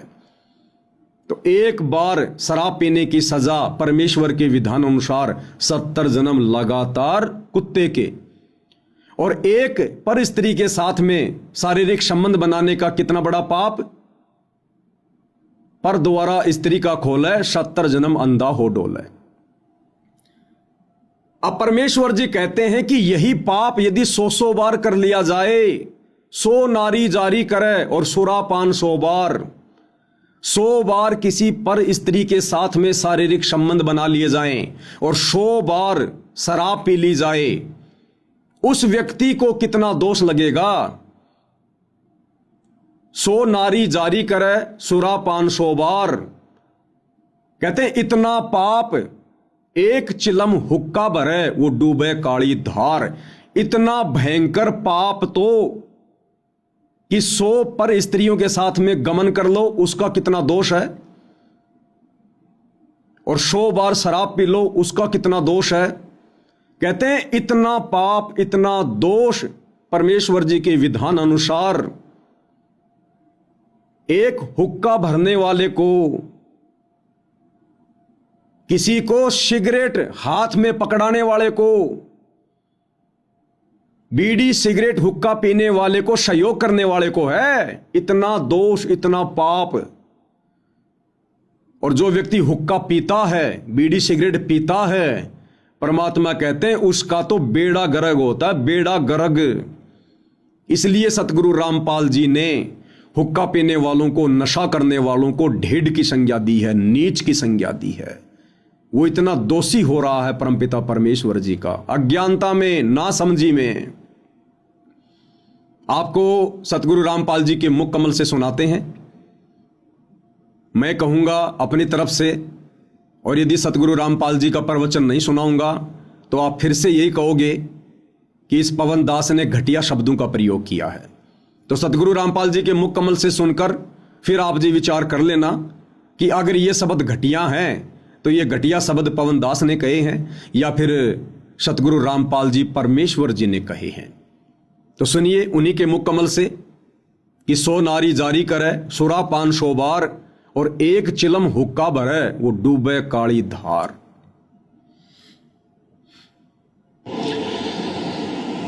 ये तो ऐसा खतरनाक विष है, इसका सबसे बड़ा पाप बताया हुक्के में तम्बाकू में। क्या बताते? 100 नारी जारी करे सुरापान 100 बार, एक चलम हुक्का भरे वो डूबे काली धार। ओहो, एक परत्रिया के पास गमन करने का कितना पाप बताते हैं। पर द्वारा स्त्री का खोले 70 जन्म अंधा हो डोले, मदरा पीवे कड़वा पानी 70 जन्म स्वान के जानी। और फिर कहते सुरापान मदमासा हारी, गमन करे भोग पर नारी 70 जन्म कटेंगे शीसम, साक्षी साहेब है जगदीशम। परमात्मा आदरणीय गरीबदास साहेब जी अपने भगवान कबीर साहब को साक्षी रख के कह रहे हैं कि जो विकार तुम कर रहे हो ये कितने भयंकर हैं। क्या बताया है कि मदरा पीवे कड़वा पानी और 70 जन्म कुत्ते के जानी। जो शराब पीते हैं एक बार उसके 70 जन्म कुत्ते के होंगे, कंटिन्यूसली 70 जन्म। ओए होए। और फिर क्या कहते हैं? सुरापान मदमासा हारी। सुरापान कहते हैं शराब पीने वाला, शराब पीता है जो, और मांस आहार करता है। और गमन करे भोग पर नारी, जो दूसरे की पत्नी के पास दुराचार करता है, तो उनके साथ क्या बनेगी? 70 जन्म कटेंगे शीसम, साक्षी साहेब है जगदीशम। उन लोगों के 70 जन्म शीश कटेंगे, कि तो बकरा बनेगा, कि तो मुर्गा बनेगा, कि तो वैसे, कि तो गंडासी में आकर कटेगा, कि तो थ्रेसर में आकर नाड़ आ जाएगी। यानी दुर्गति से मौत होगी, बुरे जन्म होंगे। उसके लिए बताते हैं कि 100 नारी जारी करे सुरापान 100 बार। ओए होए। मदरा पीवे कड़वा पानी, शराब पीवे उसके 70 जन्म कुत्ते के होंगे। और ये 100 बार पीने वाला 100 बार पी ले और 100 बार पर नारी गमन कर ले, उनको कितना पाप हो जाएगा? बहुत ज्यादा। कहते उन सबको मिलाकर एक हुक्का पीने वाले को, एक हुक्का भरने वाले को पाप है। पीने वाले गेला तक के बनेगी, क्या बुरा हाल होगा उसका जो केवल भरकर देता है, पीने का सहयोग देता है, उसकी ये दुर्गति। और पीने वाले का तो पता नहीं कितना जुल्म होगा उसके ऊपर। सुरापान 100 नारी जारी करे सुरापान 100 बार, एक चिलम हुक्का भरे वो डूबे काली धारी। इसलिए मना करते हैं कि तुम हुक्का भी भर के मत देना। उन जो पाप कमा रहे हैं स्वयं भी नरक में जा रहे हैं और उसमें सहयोगी बना रहे हैं अपने पुत्र पुत्रियों को, पौत्र पौत्रियों को या पुत्र वधुओं को भी आजकल हुक्का भरवाने लगे। तो प्रधान जी आपने सुन लिया होगा सतगुरु रामपाल जी के मुख कमल से कि हुक्का भरने वाले को कितना दोष है, कितने जन्म वो लगातार कुत्ते के प्राप्त करेगा, कितने जन्मों तक लगातार उसके सिर कटेंगे और मोक्ष से वंचित होगा, 84 में जाएगा। और सतगुरु रामपाल जी तो किसी को हुक्का भरकर देने से भी मना करते हैं। तो सोचिए फिर ऐसे व्यक्तियों से सतगुरु रामपाल जी कैसे अपना मान सम्मान करवाएंगे। और क्या ऐसे व्यक्ति ऐसे परम संत का, पवित्र महापुरुष का मान सम्मान करने का अधिकारी है? अरे आप अपने आप को पंचायती कहते हैं, प्रधान कहते हैं, सरपंच कहते हैं कि पहले हम ही लोग न्याय किया करते थे। तो पंचायतियों का काम होता है दोनों तरफ की बातें सुनकर निष्पक्ष होकर न्याय करना। अब बताइए सरपंच जी, प्रधान जी, सतगुरु रामपाल जी तो हुक्का पीने वालों को ढेड़ कह रहे हैं, नीच कह रहे हैं, काफिर कह रहे हैं, और कितना उनको दोष लगेगा। हुक्का भरने के लिए भी मना करते हैं। तो बताइए सतगुरु रामपाल जी फिर हुक्का पीने वालों से, हुक्का पीने में किसी का सहयोग करने वालों से, शराब पीने वालों से, मांस खाने वालों से भला कैसे अपना मान सम्मान करवाएंगे? इसलिए वो वीडियो बनाया गया था ताकि आगे से इस प्रकार का कोई झूठा मान सम्मान करके आप जी संत के परमात्मा के दोषी ना बने। अब प्रधान जी, ये आपका दुर्भाग्य, जो बातें आपको इस वीडियो के माध्यम से सुनने को मिल रही हैं, आप लोगों का दुर्भाग्य कि ये सारी बातें आपको इन सतलोक आश्रम वालों ने नहीं बताई, नहीं समझाई, क्योंकि ये लोग काल प्रेरित हैं। इनका काम किसी का उद्धार करना नहीं है, किसी का आत्म कल्याण नहीं है। अन्यथा ये इन लोगों की नैतिक जिम्मेदारी बनती थी। यदि आप लोगों ने मान सम्मान की बात को रखा कि भाई हम संत रामपाल जी का मान सम्मान करना चाहते हैं, तो ये इन आश्रम वालों की नैतिक जिम्मेदारी बनती थी कि प्रधान जी बहुत अच्छी बात है आपने ये सोचा, परंतु इस भक्ति विधान अनुसार संत रामपाल जी की कुछ मर्यादाएं हैं, कुछ नियम हैं, हम उनका उल्लंघन नहीं कर सकते। अगर आपने वास्तव में उनका मान सम्मान करना है तो सबसे पहले आप उनके सत्संग सुनिए, उनके नियम और मर्यादाओं से परिचित हो जाइए। और प्रधान जी, ना ही कभी सतगुरु रामपाल जी ने किसी से अपना मान सम्मान इस प्रकार से करवाया है, और ना संत कभी मान सम्मान के भूखे होते हैं। फिर भी यदि आप उनका मान सम्मान करना चाहते हैं तो सबसे बड़ा मान सम्मान यही है कि आत्म कल्याण के लिए, मोक्ष दिलवाने के लिए, जगत का उद्धार करने के लिए, जगत के तारणहार सतगुरु रामपाल जी धरती पर आए हुए हैं। आप इनके सत्संग सुनकर इनको पहचानिए, इनकी शरण में आइए, और आप इन तमाम हुक्के जैसी, शराब जैसी बुराइयों को त्याग कर उनसे उपदेश लेकर आत्म कल्याण के मार्ग में आगे बढ़िए। यदि आप अपना आत्म कल्याण करवा लेते हैं तो ये सतगुरु रामपाल जी का आप जियों की तरफ से, आपके गांव की तरफ से सबसे बड़ा सम्मान होगा। क्योंकि सतगुरु रामपाल जी कहते हैं, आत्म प्राण उद्धार ही और धर्म नहीं दूजा। यदि कोई आत्मा परम संत से उपदेश लेकर अपनी आत्मा का कल्याण करवा लेती है, मोक्ष करवा लेती है, इससे बड़ा कोई धर्म नहीं है, कोई धर्म नहीं है। या फिर कोई किसी आत्मा का उद्धार करवा दे संत की शरण में लगाकर, उससे बड़ा कोई धर्म नहीं है। तो ये आप खा पंचायत के प्रधानों का, सरपंचों का दुर्भाग्य कि आप लोगों को सीधे तौर पर काल के द्वारा भेजे गए एजेंट इन सतलोक आश्रम वालों से सतगुरु रामपाल जी के कलयुगी बेटा बेटी, भाई बंधु, रिश्तेदारों से मिलने का ये दुर्भाग्य प्राप्त हुआ। आपको इनकी कुसंगति प्राप्त हुई, क्योंकि ये लोग भी मान बढ़ाई के भूखे हैं, इनको भी अपना मान सम्मान चाहिए। ये भी अहंकार में घूमते फिर रहे हैं, इन्हें भक्ति और भगवान से कोई लेना देना नहीं है। नाम दीक्षा लेते कोई भगत नहीं बन जाता है। भगत वो होता है जो भगवान की शिक्षाओं पर चले, संत का शिष्य वो होता है जो संत की शिक्षाओं पर चले, और ये लोग संत की एक भी शिक्षा पर खरे नहीं है। तो ये आप लोगों का दुर्भाग्य रहा।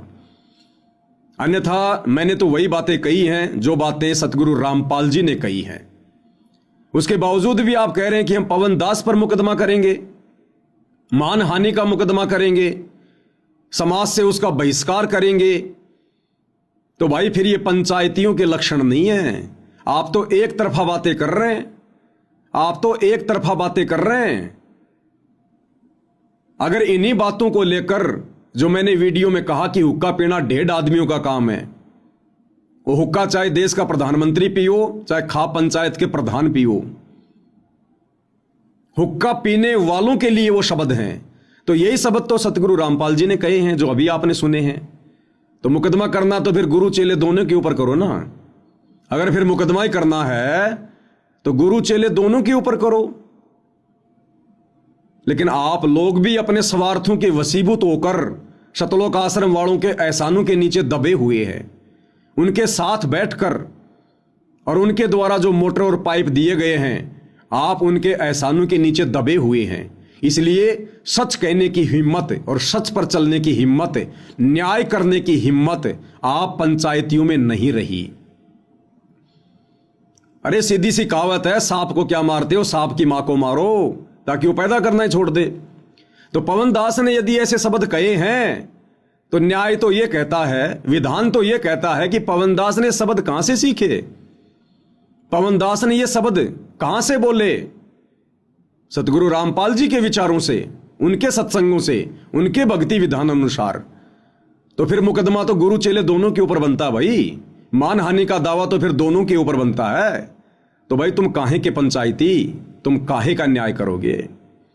थोड़ा विचार करो इन बातों पर। तो भाई और बहनों, अब आपको आगे प्रधान जी और क्या कुछ कह रहे हैं। जब इंटरव्यू लेने वाले ने कहा कि फिर आपके पास में क्या तरीका है उस पवन दास को चुप करने का, यदि वो नहीं मानता है तो आप जी क्या प्रक्रिया अपनाएंगे? तो प्रधान जी क्या कह रहे हैं? प्रधान जी कह रहे हैं कि हमारे पास में बहुत सारे हथकंडे हैं, लेकिन वो हथकंडे फिलहाल हम अपनाना नहीं चाहते। कौन से हथकंडे? गुंडागर्दी के, मार पिटाई के। कह रहे बहुत सारे हथकंडे हैं, लेकिन फिलहाल हम उस पवन दास से इस वीडियो के माध्यम से ये बात पहुंचाना चाहते हैं कि वो माफी मांग ले, अन्यथा हम उसका समाज से बहिष्कार भी कर सकते हैं। हम उस पवन दास का समाज से बहिष्कार भी कर सकते हैं और मानहानि का दावा तो अंत में उसके ऊपर ठोका ही ठोका जाएगा। तो प्रधान जी के और क्या कुछ विचार हैं, आप जी स्वयं सुन लीजिएगा। न्याय की तो यह बात से मारा बहुत गणे हथकंडे है। हम कोई ऐसा काम शुरू में पहले जट नहीं करना चाहते जिससे हमारा कान भी आंगली उठे, नहीं तो सामाजिक बहिष्कार हम कर दिया। भाई इतना कानून कार्रवाई हम कर सका, हम हर चीज़ में सक्षम है, लेकिन उसने 5-4 दिन का टाइम दिया है। सार्वजनिक रूप से आ गए और माफ़ी मांगे तो ठीक है, नहीं उसके खिलाफ मानहानि का दावा हम जरूर गिराएंगे। तो प्रधान जी क्या कह रहे हैं कि हमारे पास में बहुत सारे हथकंडे हैं, समाज से बहिष्कार उसका हम कर सकते हैं, मानहानि का दावा हम करेंगे। तो प्रधान जी से मेरी विनम्र प्रार्थना है, विनती है, प्रधान जी आप क्या मुझ पवन दास का और सतगुरु रामपाल जी के सच्चे शिष्यों का बहिष्कार करेंगे? आप कौन से समाज से हमारा बहिष्कार करेंगे? जिस समाज का हमने बरसों पहले से खुद ही बहिष्कार कर रखा है, जिस समाज की गलत परंपराओं का, कुरीतियों का, रीति रिवाजों का, आडंबर और पाखंडों का सतगुरु रामपाल जी के प्रत्येक भगत ने जो उनके ज्ञान को समझ चुका है, उन्होंने बहिष्कार कर रखा है। फिर भला आप हमारा कौन सा बहिष्कार करेंगे? आप क्या बहिष्कार कर सकते हैं कि समाज से हुक्का पानी बंद कर देंगे? अरे हमने तो जिस दिन उपदेश लिया उसी दिन हुक्के फोड़ दिए। हमने वो ढेढ़ कर्म, वो नीच कर्म उसी दिन त्याग दिया। बीड़ी सिगरेट पीना, हुक्का पीना, तंबाकू सेवन करना, मांस मदिरा का सेवन करना।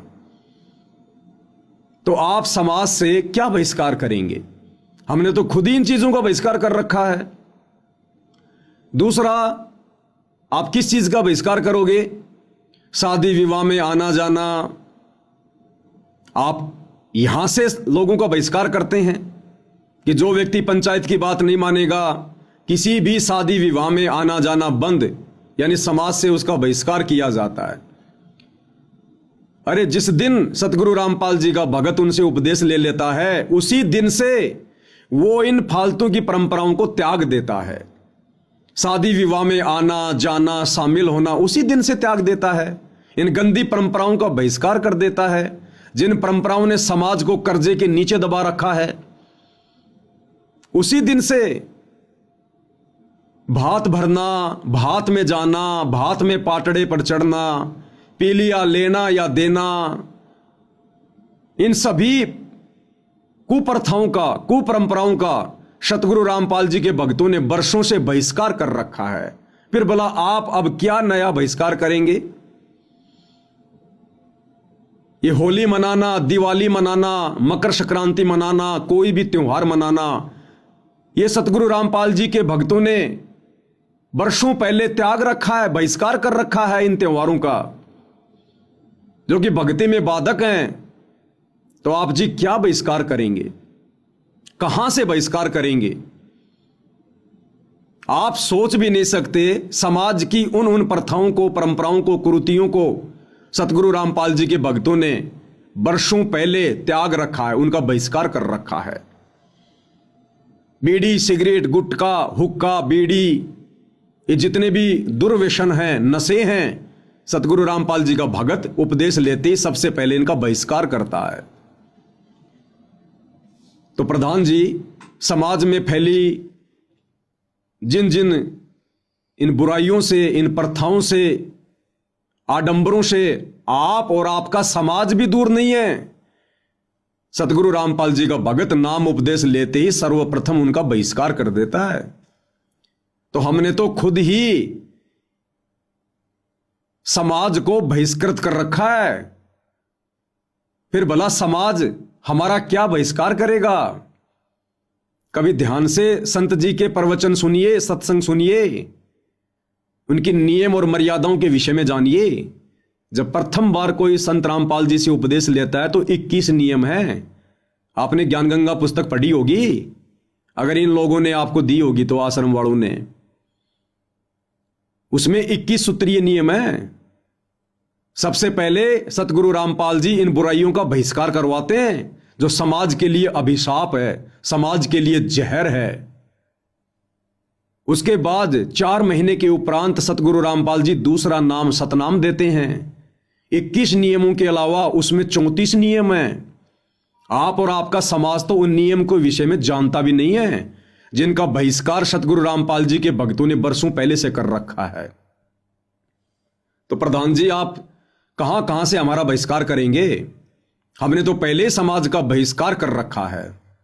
दूसरी बात, आप कह रहे हैं कि मानहानि का दावा ठोकेंगे। कहां ठोकोगे? कोर्ट में, न्यायालय में। अरे सरपंच जी, आप क्या बोल रहे हैं? लोग आपको सुन रहे हैं, लोग आपको देख रहे हैं। आपकी करनी और कथनी में रात दिन का अंतर हो रहा है। एक तरफ तो आप कहते हैं हम पंचायती हैं, खा पंचायत, जिसका जिक्र बीबीसी लंदन तक है, और जो न्याय हम कर देंगे वो कोई नहीं कर सकता, हम समाज से बहिष्कार भी कर सकते हैं। और दूसरी तरफ आप कह रहे हैं कि हम पवन दास के ऊपर मुकदमा ठोकेंगे। मुकदमा कहां ठोका जाएगा? कोर्ट में, न्यायालय में। फिर आपकी पंचायत क्या रह गई? फिर आप काहे के पंचायती? और क्या वजूद रह गया आपकी महम 24 खा पंचायत का? अरे पंचायतें तो अपना निर्णय स्वयं करती हैं, और आप कह रहे हो कि हम मुकदमा ठोकेंगे मानहानि का। तो आपकी पंचायत का फिर क्या वजूद रह गया, जब आप पंचायतियों को भी पवन दास पर मुकदमा ठोकने के लिए कोर्ट में जाना पड़ रहा है? तो कौन सी न्याय प्रणाली बड़ी होगी? महम 24 खा पंचायत या फिर ये कोर्ट वाली पंचायत, जो उन पंचायतियों को भी कोर्ट में जाना पड़ रहा है? फिर आपकी पंचायत का क्या वजूद रह गया प्रधान जी? अरे पंचायतें तो अपनी परंपरा को बनाए रखते हैं, जो भी निर्णय होता है अपने स्तर पर करते हैं, कोर्ट का सहारा नहीं लेते। और यदि वर्तमान में कोर्ट का सहारा लेना पड़ रहा है तो छोड़ दो फिर अपनी झूठी पंचायतों को, केवल नाम रह गया, फॉर्मेलिटी रह गई। तो आप जी क्या कह रहे हैं और क्या करने जा रहे हैं, आप स्वयं अपनी करनी और कथनी के अंतर को देख सकते हैं। इसके बाद भाई और बहनों, खा पंचायत के एक दूसरे व्यक्ति जिनका नाम रामपाल राठी है, जो अपने आप को जनरल सेक्रेटरी बताते हैं खा पंचायत का, उनके भी विचार सुन लेते हैं। वो क्या कुछ कह रहे हैं मुझ पवन दास के वीडियो के ऊपर, उसके बाद उस पर भी स्पष्टीकरण देंगे। मैं रामपाल राठी 24 सर्व खा पंचायत का जनरल सेक्रेटरी। 2 दिन से विशेष वीडियो लोगों ने हमारे पास फ़ोन भी किए, वीडियो भी दिखाई। को पवन दास नाम का व्यक्ति है, महाराज जी की भी फोटो कैल से उठा लेता है और ये कहता है भाई ये हुक्का तो पंचायत का दादा लाई है, ये पियोगे। और हुक्का पीने वाले नीच होते हैं, ढेड होते हैं, घटिया होते हैं। इस प्रकार से जो उन्होंने बातें की हैं, ये 24वीं खाप जो है ऑल इंडिया क्या BBC लंदन तक इसकी चर्चाएं थी। लेकिन इस महान खाप जो 24वीं की आज देश में जिक्रा भी चलता है, उसी खाप के ऊपर टीका टिप्पणी करने से दूसरी खाप भी जो खापों के प्रधान आए हुए थे सम्मान समारोह, उनके भी फोन आए, भाई ये रामपाल के चेले इस तरह भड़काने लग रहे हैं, खापा की बेइज्जती करने लग रहे हैं, आपने क्यों सम्मान किया।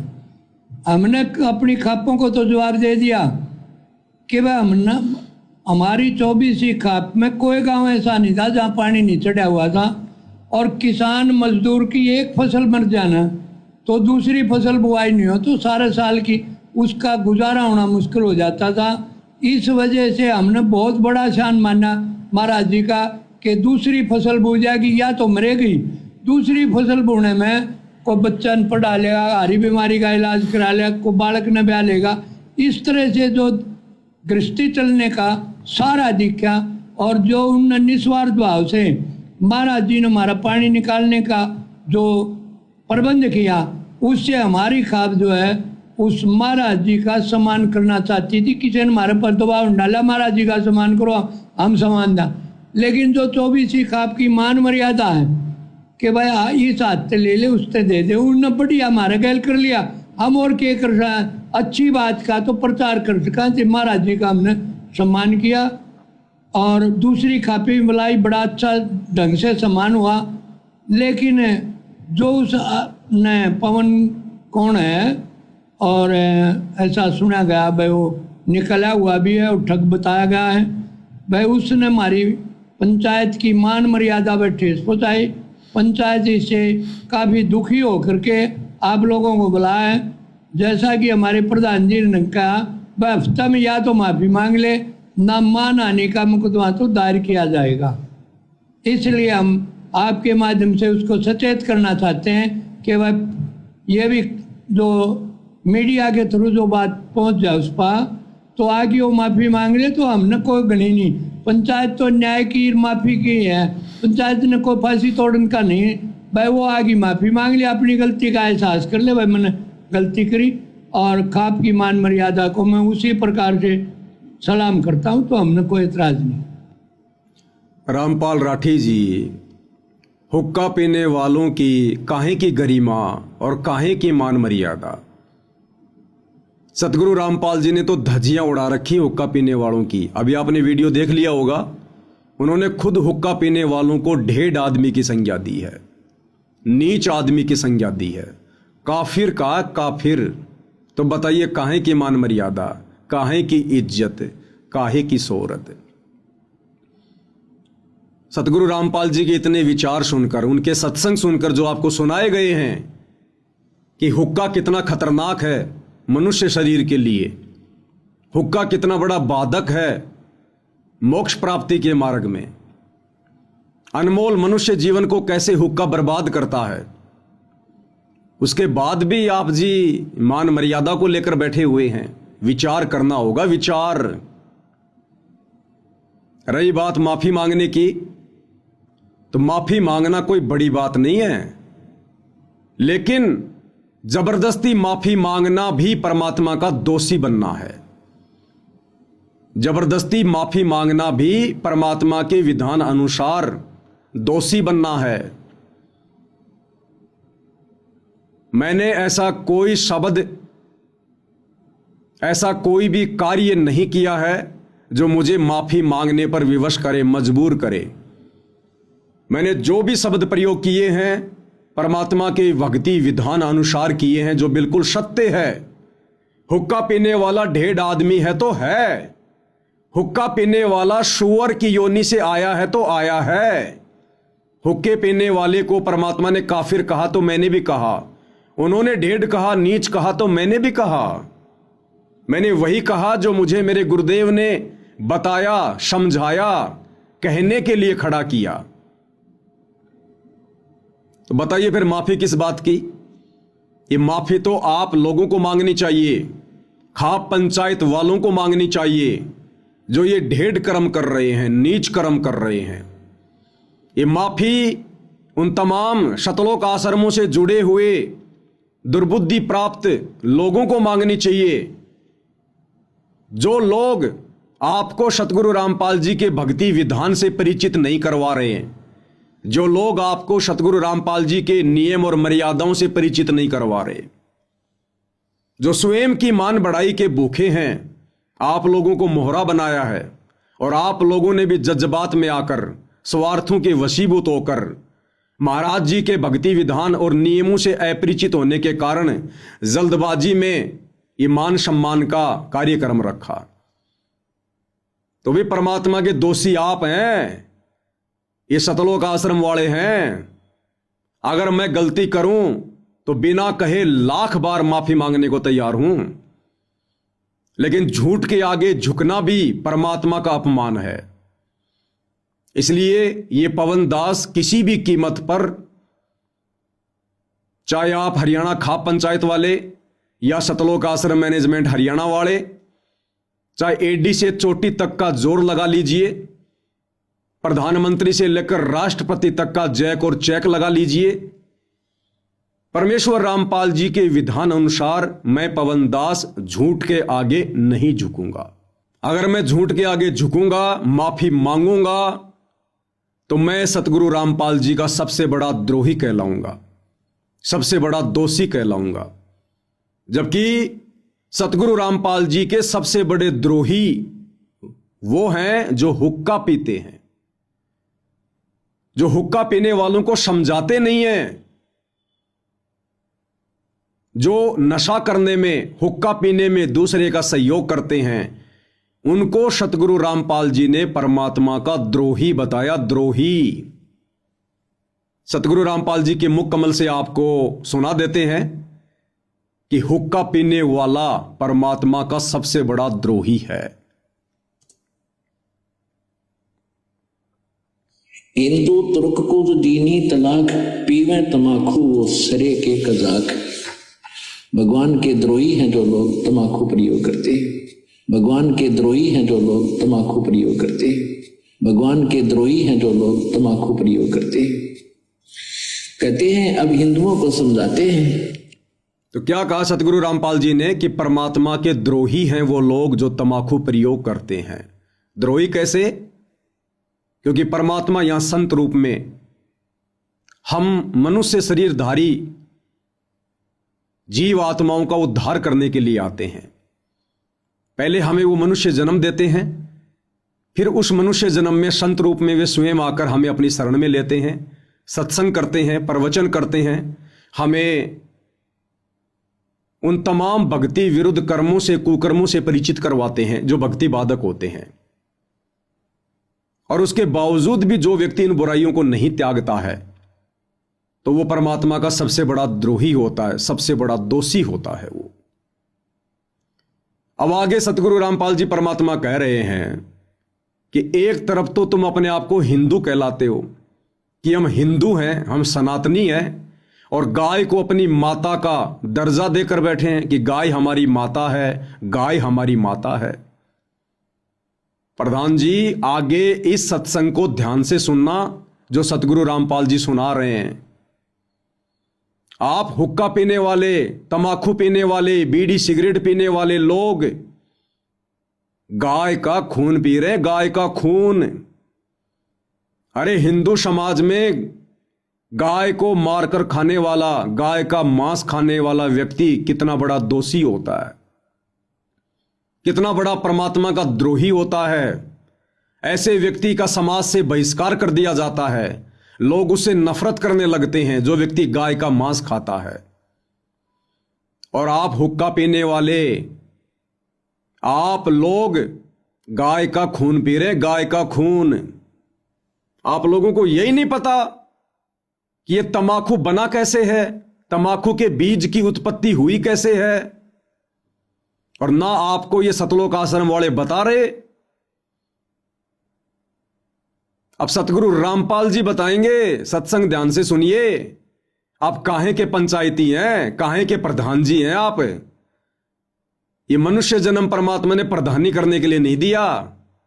न्याय करने वाला धरती पर आ चुका है, परमपिता परमात्मा सतगुरु रामपाल जी भगवान। ये कर्मों के अनुसार न्याय होगा। अब जैसे ये प्रकृति आप लोगों के साथ में न्याय कर रही है, ये गांव में बाढ़ आई, फसल बर्बाद हो गई, ये प्रकृति न्याय कर रही है कर्मों का। अभी तो ना जाने कितने कर्म बाकी हैं जिनका प्रभाव आप लोगों पे पड़ेगा, देश दुनिया पर पड़ेगा, क्योंकि वर्तमान में सारी दुनिया युग परिवर्तन के दौर से गुजर रही है। 2028 निर्धारित समय है।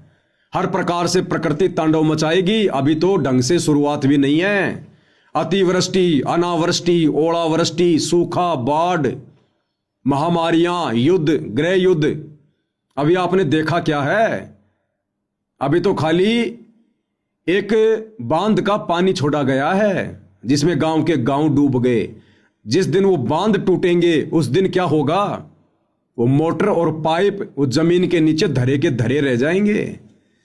ये आश्रम वाले कोई मदद नहीं कर पाएंगे, खुद की भी नहीं कर पाएंगे। उन कर्मों से आप लोगों को कौन बचाएगा? ये परमात्मा बचाएगा, सतगुरु रामपाल जी भगवान बचाएगा। और कब बचाएगा? जब आप उनके शरण में आओगे, हुक्के जैसे नीच कर्म को त्याग दोगे, हुक्के को फोड़ के घर से बाहर फेंक दोगे, उनके शरण में आकर शत भक्ति करोगे। तो एक तरफ तो आप अपने आप को पंचायती कह रहे हैं, अपने आप को सनातनी कहते हैं, हिंदू कहते हैं, और रोजाना आप लोग तमाकू के माध्यम से गाय का खून पी रहे हैं, गाय का खून। सतगुरु रामपाल जी अपने ही पुराणों से दिखा रहे हैं, बता रहे हैं कि तमाकू की उत्पत्ति गाय के खून से हुई है, गाय के खून से। तो बताइए सरपंच जी, प्रधान जी, ये मानहानि का दावा आपके ऊपर नहीं बनता क्या? इन हुक्का पीने वालों के ऊपर नहीं बनता क्या? बीड़ी सिगरेट पीने वालों के ऊपर नहीं बनता क्या? अरे गाय तो आपकी भी मां है, और यदि आपकी मां का कोई खून पिएगा, तमाकू पिएगा, तो क्या आप उसके ऊपर मानहानि का दावा नहीं करोगे? और यदि आप हुक्का पी रहे हैं, अपनी मां का खून पी रहे हैं, गाय का खून पी रहे हैं, तो क्या कोई आपके ऊपर मानहानि का दावा करने का अधिकारी नहीं है? तो भाई पहले पंचायती बनो, और उसके लिए सबसे पहले सतगुरु रामपाल जी के सत्संग सुनो, उनके प्रवचन सुनो। परमात्मा कहते हैं भक्ति बिना नर और खर एक है। भक्ति यानी ज्ञान। कौन सा ज्ञान? सच्चा ज्ञान, सत ज्ञान, तत्व ज्ञान, जो वर्तमान में केवल धरती पर सतगुरु रामपाल जी के पास है। ये बाकी आचार्य, शंकराचार्य, महर्षि, संत, मंडलेश्वर, इनके पास ज्ञान नहीं है, छींट भी नहीं है।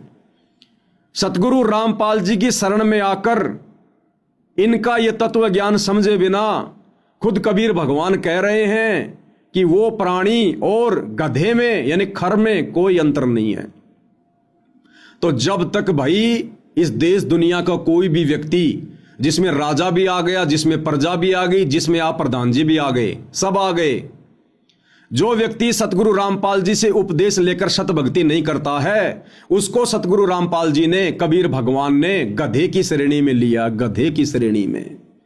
भक्ति बिना नर और खर एक हैं, जिन हरि पद नहीं जाण्या, पूर्ण ब्रह्म की परख नहीं रे, पूज मरे पाषाणा। इन पत्थर पूजने वालों को सतगुरु रामपाल जी ने गधे की श्रेणी में रखा है, जो मनुष्य जन्म प्राप्त करके भी सच्चे सतगुरु के सत ज्ञान से वंचित रहकर और अंत में 84 लाख योनियों में गधे की योनि ही प्राप्त करेंगे। तो ऐसा व्यक्ति मनुष्य जन्म प्राप्त करके भी गधे की ही श्रेणी में है, जो व्यक्ति शास्त्र अनुकूल सत भक्ति सच्चे सतगुरु की शरण में आकर नहीं करता है। तो प्रधान जी, हुक्के को लेकर जो आप इतना बुरा मान गए, माफी मंगवा रहे हैं, मानहानि का केस ठोकने की बात कर रहे हैं, और आप क्या कर रहे हैं? आप तो गाय का खून पी रहे हैं, अपनी मां का खून पी रहे हैं आप। अब ये ढेड़ कर्म नहीं, नीच कर्म नहीं तो और क्या है? तो सतगुरु रामपाल जी परमेश्वर क्या कह रहे हैं, इस कथा को ध्यान से सुनिएगा। और यह कथा ध्यान से सुनने के बाद मुझ पवन दास पर मानहानि का दावा ठोकने से पहले इन सतलोक आश्रमों में जाकर, और जो गणमान्य व्यक्ति इन आश्रमों में बैठे हुए हैं, जिनके साथ बैठकर आपने ये प्रेस कॉन्फ्रेंस की है, अमन गोदारा, चांद राठी, इन लोगों से पूछिए कि भाई आप लोगों ने हमें ये बातें पहले क्यों नहीं बताई कि महाराज जी ने हुक्का पीना 1.5 आदमियों का काम बताया है। तो पवन दास ने तो वही बताया जो महाराज जी ने बताया। तो सवाल करो इन लोगों से कि आप लोगों ने हमें पहले क्यों नहीं बताया। महाराज जी का मान सम्मान करने से पहले हम अपने इन अपवित्र हाथों से उस पवित्र महापुरुष की प्रतिमा का सम्मान ही ना करते। हम इंतजार करते उनका हिसार जेल से बाहर आने का, तब तक उनका ज्ञान सुनते, इन बुराइयों को छोड़ते और 1.5 की श्रेणी से एक व्यक्ति की श्रेणी में आते, एक इंसान की श्रेणी में आते। तो ये सवाल जवाब इन आश्रम वालों से करो जिनको इन सब बातों का पता है। ये सत्संग इन्होंने भी सुन रखे हैं, हमसे ज्यादा सुन रखे हैं, लेकिन ये वर्तमान में काल प्रेरित हैं, अहंकार वश हैं, मान बढ़ाई में फंसे हुए हैं। इनको मान सम्मान चाहिए, इनको चौधर चाहिए, इनको भक्ति और भगवान नहीं चाहिए। और ऐसे लोगों की कुसंगति आप करने लग गए। ये आपका दुर्भाग्य जो डायरेक्ट आपको ऐसे काल प्रेरित लोगों की कुसंगति मिल गई। अगर बचना है और बचाना है अपने परिवार को, मनुष्य जन्म को सफल करना है, तो सतगुरु रामपाल जी के कुछ महीने शांति से, धैर्यपूर्वक, निष्पक्ष भाव से सत्संग सुनिए।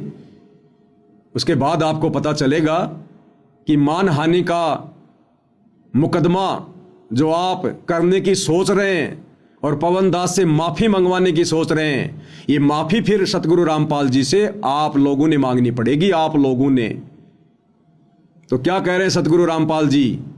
हुक्का पीने वाले तो गाय का खून पी रहे हैं, गाय का खून। गऊ को माता की तुल्य मानते हो, बिल्कुल ठीक है। क्योंकि कहते हैं जिसका हम दूध पीते हैं उसने माँ कहते हैं। तो गाय का दूध पीते, पहले गाय ही होती थी, भैंस तो देखने भी नहीं थे अपने क्षेत्र में। तो कहते हैं जब गाय का दूध पीते हो तो माँ के समान होगी, बिल्कुल ठीक है। तो तमाकू कैसे बना? कहते खून नाम खून का और तमा नाम गाय। तमाकू की परिभाषा बता रहे हैं सतगुरु रामपाल जी। हर शब्द की एक परिभाषा होती है, एक मीनिंग होता है। तंबाकू, खू नाम खून का, ये फारसी के शब्द हैं। खू नाम खून का और तमा नाम गाय। तमाकू, तमा यानी गाय और खू नाम है खून का, यानी गाय का खून। गाय के खून से तमाकू की उत्पत्ति हुई है। ध्यान से सुनिएगा, ये फारसी का शब्द है। खू माने खून का, तमा नाम गाय, सौगंध 100 बार इसको ना खाए। तो एक राजा का साडू भगत था, ऋषि। एक दिन उस राजा का जो लड़की ब्याह रखी थी, उसने अपनी बहन को निमंत्रण भेज दिया कि हमारे घर आओ भोजन पर। ऋषि की पत्नी ने अपने पति से कहा कि मेरी बहन का संदेशा आया है, उनके यहाँ भोजन करने चलना है। ऋषि बोला कि रहने दे भगवान, इन अपने ते ठाडा का भीतर ना बढ़ा करते। एक समय एक ऊंट मर गया और एक गिद्दड़ जो है उस ऊंट ने खाता खाता अच्छा थोथा कर लिया अंदर थे, और जो बाहर से चाम था वो सूख गया। और गिद्दड़ जो घना गया अंदर चला गया, वो बंद हो गया पाछे, तो चाम कति सूख के खड़ंग हो रहा था, वो पड़ गया गिद्दड़, घना खुद गया और गादड़ भीतर रुक गया ना लिकड़ा मारच करके रोए। एक हफ्ते पाछे वर्षा होगी, वर्षा होने तक वो नरम हो गया चाह, वो गादड़ फिर मार के सिर निकला, कसूती स्पीड पे पकड़ रहा। तो साथी बोले रहा कित गया था? वो बोला वह गया कि था, एक अनुभव तो हो गया, बोला अपने तो बड्डे का भीतर नहीं बढ़े। तो यहां ऋषि ने बहुत समझाया पर उसकी पत्नी मानी को ना, अक्के हो गए नु तो जाया करें, इस आके जुल्म कर रहा है नो सरों। तो बोला ले चलते, वो चले गए। अब राजा ने उसने 36 पकवान बनाए रखे, ये इधर उधर देख जरा बताओ भाई। अब ऋषि ने जिसा मन मार के खाया वो वापस आ गए। अब उसकी पत्नी बोली कि हमने बुलाना चाहिए, ये नाते गल है। कि हफ्ते 10 दिन महीने पीछे ऋषि की पत्नी बोली हमने बुलाना चाहिए। उसका पति बोला तो ठीक है, ले करता हूँ व्यवस्था। तो उसने, क्योंकि संत के भगत के पास कमाई होती है अपने भक्ति की, धर्म पुण्य की, तो उसने ऊपर स्वर्ग में अपनी सुरती लाई, टेलीफोन किया तो स्वर्ग से एक कामधेनु मंगा ली। कामधेनु गाय जो मनोकामना पूर्ण करती है। ऊपर से एक टेंट आ गया बढ़िया, स्वर्ग से अलग एक टेंट लगा दिया। और ऋषि आसपास के ऋषि बुला लिए, भाई आज हमारे राजा होगा, उनका न्योता है, हमारा साधु है, सेवा करवा दिया। अब वो ऋषि साधु भक्त जो आसपास कुटिया में रहा करते जंगल में, वह भी आ गए। राजा ने नीचा दिखाने के लिए हजारों की संख्या में सैनिक ले लिए। अगर साधु की मरोड़ काट दिखाऊंगा, मेरी दोना पूरी वाह वाह हो जाएगी। ये आग और नारी हमारे अंदर एक जलालत भरी पड़ी है। तो राजा ने सैकड़ों हजारों सैनिक ले लिए और आप भी चल पड़ा। अब ऋषि ने वहां जैसी व्यवस्था थी अपना घास फूस बिछा कर वहां टेंट टांट लगवा दिए, बिस्तर बिछवा दिए। क्योंकि संतों के पास एक ऐसा धन होता है, वो अपनी सिद्धि से बहुत कुछ व्यवस्था कर सकते हैं। अब सारे टेंट लगा रखे, टेंट टू टेंट फूस बिछा के ऊपर तो वो अच्छे बढ़िया वस्त्र बिछा रखे। तो भोजन शुरू हो गया। अब उसमें क्या था कि वहां जाकर के एक प्रार्थना करते थे कि इतने व्यक्तियों का भोजन तैयार हो, कामधेनु माता उतना तैयार हो गया, वो जावे और प्लेट ठा के सप्लाई करने लगे। सब छका दिए बढ़िया भोजन। राजा ने सोचा भाई वो भिखारी आदमी घास फूस खानिया और इतने बढ़िया भोजन ये लाया कहां से। हर प्रकार के जैसे राजा ने पकवान बनाए थे उसी टाइप के आइटम, पर उनसे भी स्वादिष्ट। जब सब खाना वाना खा लिया, राजा ने पूछा भाई कहां से लाए ये भोजन, कहां से बनवाया आपने?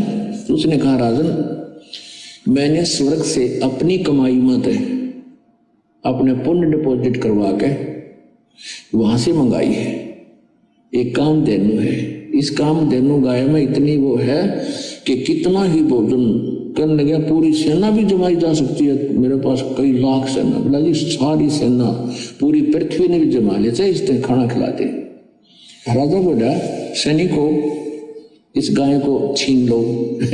साधु की यार इतनी हो है, सैनिकों इस गाय को छीन लो और चलो, ये कंगाल के करेगा अपना काम आवेगी, राजा के घर पे जरूरत है इसकी।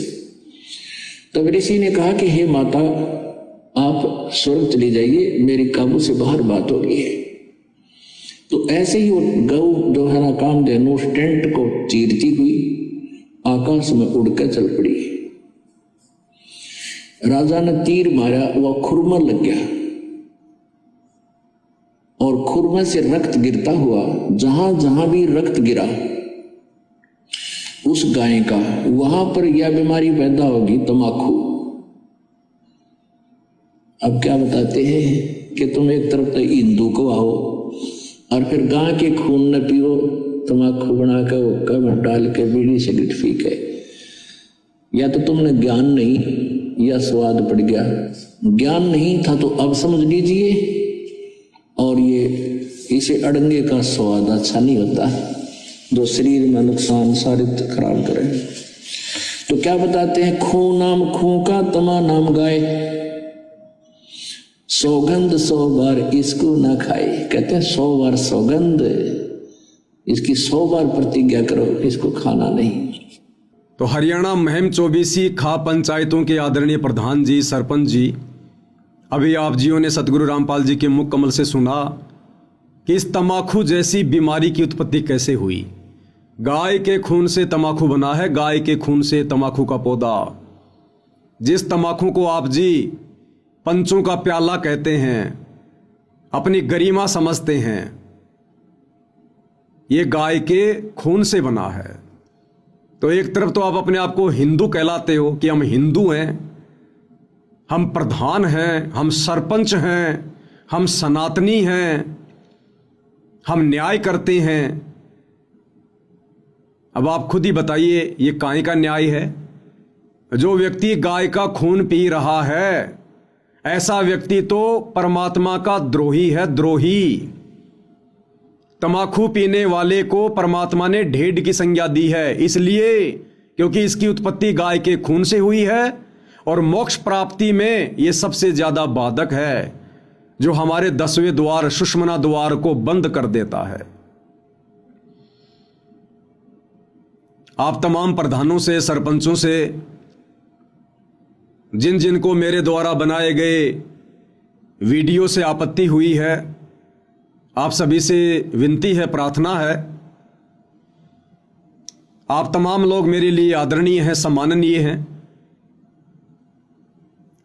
और ये वीडियो मैंने किसी राग द्वेष या ईर्ष्या के वशीभूत होकर नहीं बनाया है, क्योंकि सतगुरु रामपाल जी के सत भक्ति मार्ग में राग द्वेष और ईर्ष्या के लिए कोई जगह नहीं है। स्वयं सतगुरु रामपाल जी कहते हैं कि एक शत्रु एक मित्र है, भूल पड़ी रे प्राण, यम की नगरी जाएगा शब्द हमारा मान। और राग द्वेष बड़े रोग हैं, यम के पड़े जंजीर।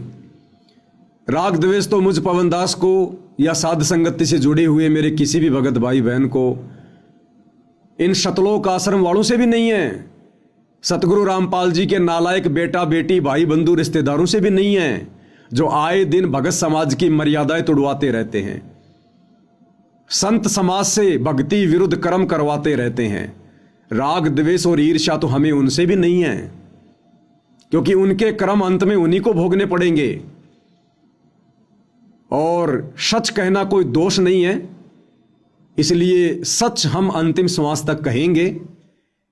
और हुक्का पीने वालों को जो ढेड व्यक्ति की श्रेणी में लिया गया है, नीच और काफिर व्यक्ति कहा गया है, ये सच है, परम सच है। स्वयं परमात्मा ने कहा है, सतगुरु रामपाल जी ने अपने मुख कमल से कहा है। तो माफी मांगने का तो यहां पर कोई सवाल ही पैदा नहीं होता है। बाकी आप किसी भी कानूनी कार्रवाई के लिए स्वतंत्र हैं। ये सच जब तक सतगुरु रामपाल जी का आशीर्वाद है, मैं यूं ही कहता रहूंगा। तमाम उनके फॉलोअर जो उनको पहचान चुके हैं, उनके ज्ञान से परिचित हो चुके हैं, वो इसी प्रकार से कहते रहेंगे। तो मेरा किसी से कोई राग द्वेष नहीं है। अंत में मेरा आप सभी से यह निवेदन है, मुकदमे चाहे 50 करो, नो प्रॉब्लम, लेकिन मुकदमा करने से पहले आप मुकदमा किस विषय पर करने जा रहे हो, उसमें कितनी सच्चाई है। सतगुरु रामपाल जी के सत्संग सुनकर, कुछ एक सत्संग मैंने आपको सुना दिए हैं, ये तो केवल अंश मात्र जानकारी है। बाकी आप उनके यूट्यूब पर सत्संग सुनिए। नशे को लेकर, हुक्के को लेकर एक काफिर का अंग उनका सत्संग है, लगभग 1.5 घंटे का। आप यूट्यूब पर सर्च कीजिए, काफिर का अंग संत रामपाल जी महाराज। 1 घंटा 40 मिनट का सत्संग होगा। उसमें नशे के ऊपर, तमाकू के ऊपर, मांस खाने वाले के ऊपर, शराब पीने वाले के ऊपर उन्होंने विशेष तौर पर स्पष्टीकरण दिया है। उसके बाद आप जी कोई कदम उठाना, अन्यथा आज आप खाप पंचायत के प्रधान जो मुझ पवनदास के ऊपर मानहानि का बेबुनियादी मुकदमा ठोकने जा रहे हैं, मेरा तो इस मुकदमे से कुछ भी नहीं बिगड़ेगा, कुछ भी नहीं बिगड़ेगा। पिछले 9 वर्षों से ये सतलोक आश्रम वाले ना जाने मेरे ऊपर कितने मुकदमे करवा चुके हैं, मुझे जेल करवा चुके हैं, हर प्रकार से मेरे साथ मार पिटाई करवा चुके हैं। धमकियों की तो गिनती नहीं, गालियों की तो बौछार कर रखी है। 9 साल से जब ये मेरा कुछ नहीं बिगाड़ पाए, बाड़ बाका नहीं कर पाए, तो प्रधानों आप क्या कर पाओगे? फिर भी आपको लगता है कि हम कुछ कर सकते हैं, तो आप जी अवश्य कीजिए। लेकिन आज आप जो ये बेबुनियादी मुकदमा करने जा रहे हैं, सतलोक आश्रम वालों की कुसंगति में पड़कर, उनके एहसानों के तले दबे होने के कारण और अपनी झूठी मान मर्यादा और गरिमा को बचाए रखने के लिए आने वाले दिनों में, आने वाले समय में इस झूठे मानहानि के मुकदमे के लिए आप सर्व उन तमाम खाप पंचायत के प्रधानों को, सरपंचों को, जो जो लोग इस मुकदमे में गवाह बनेंगे, इस मुकदमे को करने में सहयोगी बनेंगे, आप तमाम लोगों को सार्वजनिक तौर पर सतगुरु रामपाल जी से और मुझ पवन दास से माफी मांगनी पड़ेगी, आज नहीं तो कल, जब आप उनके भक्ति विधान से परिचित हो जाओगे।